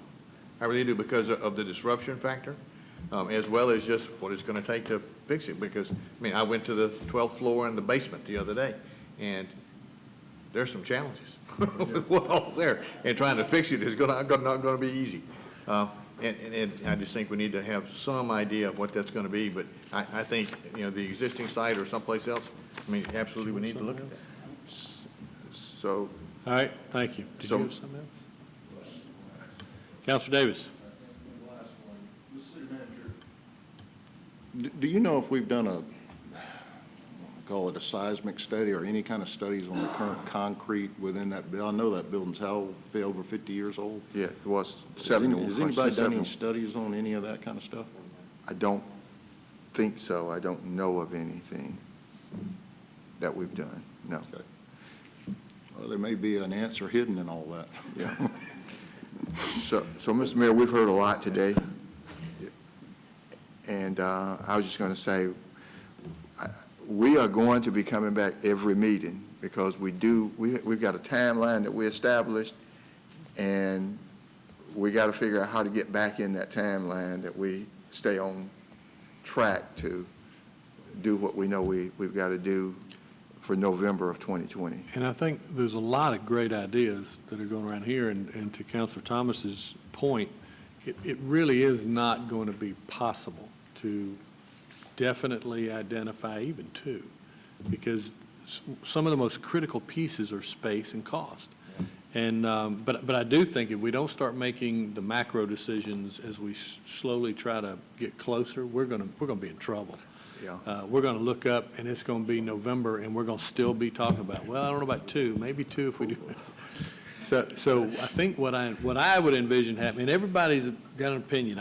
My opinions are less about where the buildings are and how they're configured than the process. I think it's kind of like bull in a ring. We just if there's somebody's got an idea and there's one on the table, let them go up against each other. Let council vote whichever one they like best. It moves on. The other one doesn't go away. It just kind of gets parking lotted for a little while. But I think that's something like that has got to happen to let us continue to work towards an end. Councilor House. You want a motion? I can't wait to see what it is. No, the motion is that, no, but go ahead and start right now and look at option 2. I like that. And we reserve, all the discussions about everything else that motion. later. Let's start. So there's a motion and a second to go ahead and identify option 2 as one we want to further flesh out. No, just option 2, right? For the moment. For the moment. There's really, well, something else would ideally join it at another point. So is, all those, any discussion? No, let's don't do that. How about just all those in favor of option 2 to be further evaluated, please say aye. Aye. Any opposed? All right, good. Says progress. Good job. It's progress. Yes. Thank you. It really, listen, no. And we're making light of it, but it really is a big deal. It's a tough decision for this council, and they're going to do a very good job, but it's going to be a painstaking process. So, thank you. And we'll be back the next meeting to further discuss. Right. That concludes my agenda. I have one thing I'd like to ask you to look at. We spoke about Steam Mill Road the other day. Yes, sir. And Steam Mill Road, as most of you know, recently had a fatality. And as the city manager and I were talking, that fatality occurred almost in the exact same spot as an earlier one just a couple of years ago. Right. And there have been other fatalities along that road. So I'd like you to get the city engineer to kind of do a study, take a look at what's going on with that particular area. We'll certainly do that, Mayor, and I know that's Councilor Barnes. I think that's your district. That is your district because I'm in your, yeah. But, Mr. Mayor, we'll certainly do that. Okay, thank you. All right, and that's all. We'll go to the clerk's agenda. Madam Clerk. Good afternoon, Mr. Mayor, members of council. For the clerk's agenda, we have one item of information, the finance report of applications processed during the month of July. Then we have items 2 and 4. I want to take those together, Mr. Mayor, because I want to amend them to add today's meeting for Okay, you said 2 and 4? 2 and 4 to amend them to add today's meeting for Mayor Pro Tem as well as Councilor Huff. Okay, there's a motion and a second to approve items 2 and 4, adding today's meeting. Yes, sir. All those in favor, please say aye. Aye. Any opposed? Okay. And we can take 3 and 5 together, resolutions excusing. Motion second to approve 3 and 5. All in favor, please say aye. Any opposed? Okay, passed. Item number 6 is a letter with regards to the Board of Historic and Architectural Review. Mr. Fred Green is nominating Brian Lutke to serve as a representative to succeed Mamie Pound. He may be confirmed. Motion second to confirm Mr. Lutke. All those in favor, please say aye. Aye. Any opposed? He's approved. For the Development Authority of Columbus, we received a letter of resignation from Jason Kuvis. May it be received. Motion to receive with regret and a second. All those in favor, please say aye. Any opposed? Council Barnes is nominating Mr. Chris Whiteman for this position, and we will bring that back at the next meeting. Which? Chris White. Okay, and there was a motion that the minutes be received. Is there a second? Second. All right, motion second, minutes be received. All in favor? Any opposed? They are approved. Next, we have board appointments. Mr. Mayor, the Columbus Ironworks Convention and Trade Center Authority, Lauren Chambers is interested in serving another term. We'll reappoint Ms. Chambers. There's a motion second to confirm Ms. Chambers. All in favor, please say aye. Any opposed? She's confirmed. We also have Helena Coates and Katanga Wright. I'll bring you two nominees next meeting. Thank you, Mr. Mayor.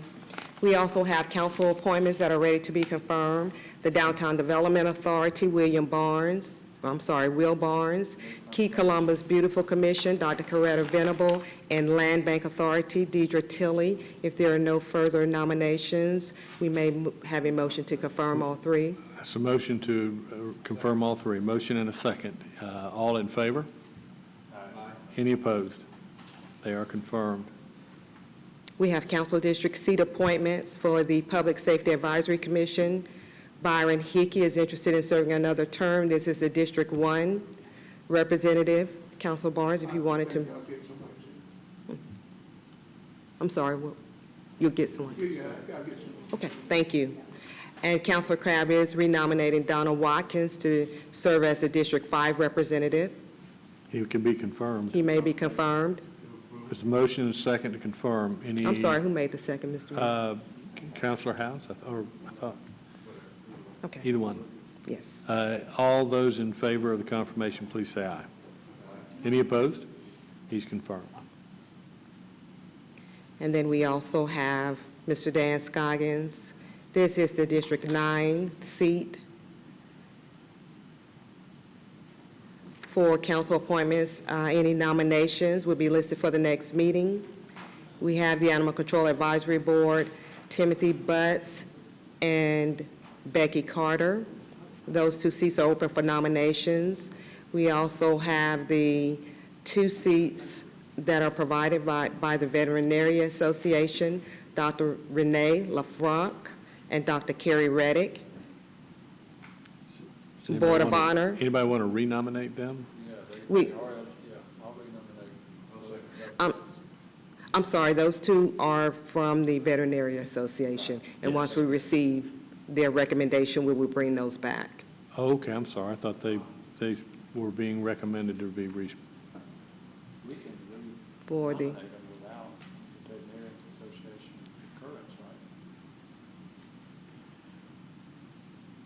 If you'll allow me to check that, if you want to make the nomination, and then we'll check on it to make sure. Just to be certain. Thank you. Board of Honor, Milton Hirsch does not desire reappointment. This is council's appointment. I'm sorry, who? We will bring this back for the next meeting. For the Downtown Development Authority, we have Mr. Stephen Butler, Billy Blanchard, and Alan Tabor. They are all eligible to serve another term of office. Somebody wish to nominate? If a member of council wants to make that nomination, and we will bring this back for the next meeting. We have been in contact with all three to make sure that they're interested in serving. Looks like we also have the seat of Chris Cloninger. Councilor Crabb is nominating Brad Kopich, and we will bring this back for the next meeting. For the Land Bank Authority, Mr. Lance Hemmings. He is interested in serving another term if a member of council wanted to make that nomination. We will bring this back for confirmation. For the Personnel Review Board, We are presenting a vacant seat. This is an alternate member. It's open for nominations, as well as the Tree Board. The seat of Candace Wayman is open for nominations. Uptown Facade Board, Wayne Bond and Raymond Brown. Councilor Thomas is nominating Mr. Wayne Bond. Does a member of council want to? Thank you, Councilor Allen. And that's all I have, Mr. Mayor. All right. I will entertain a motion to adjourn. Motion and a second. All in favor, please say aye. Any opposed? We stand adjourned.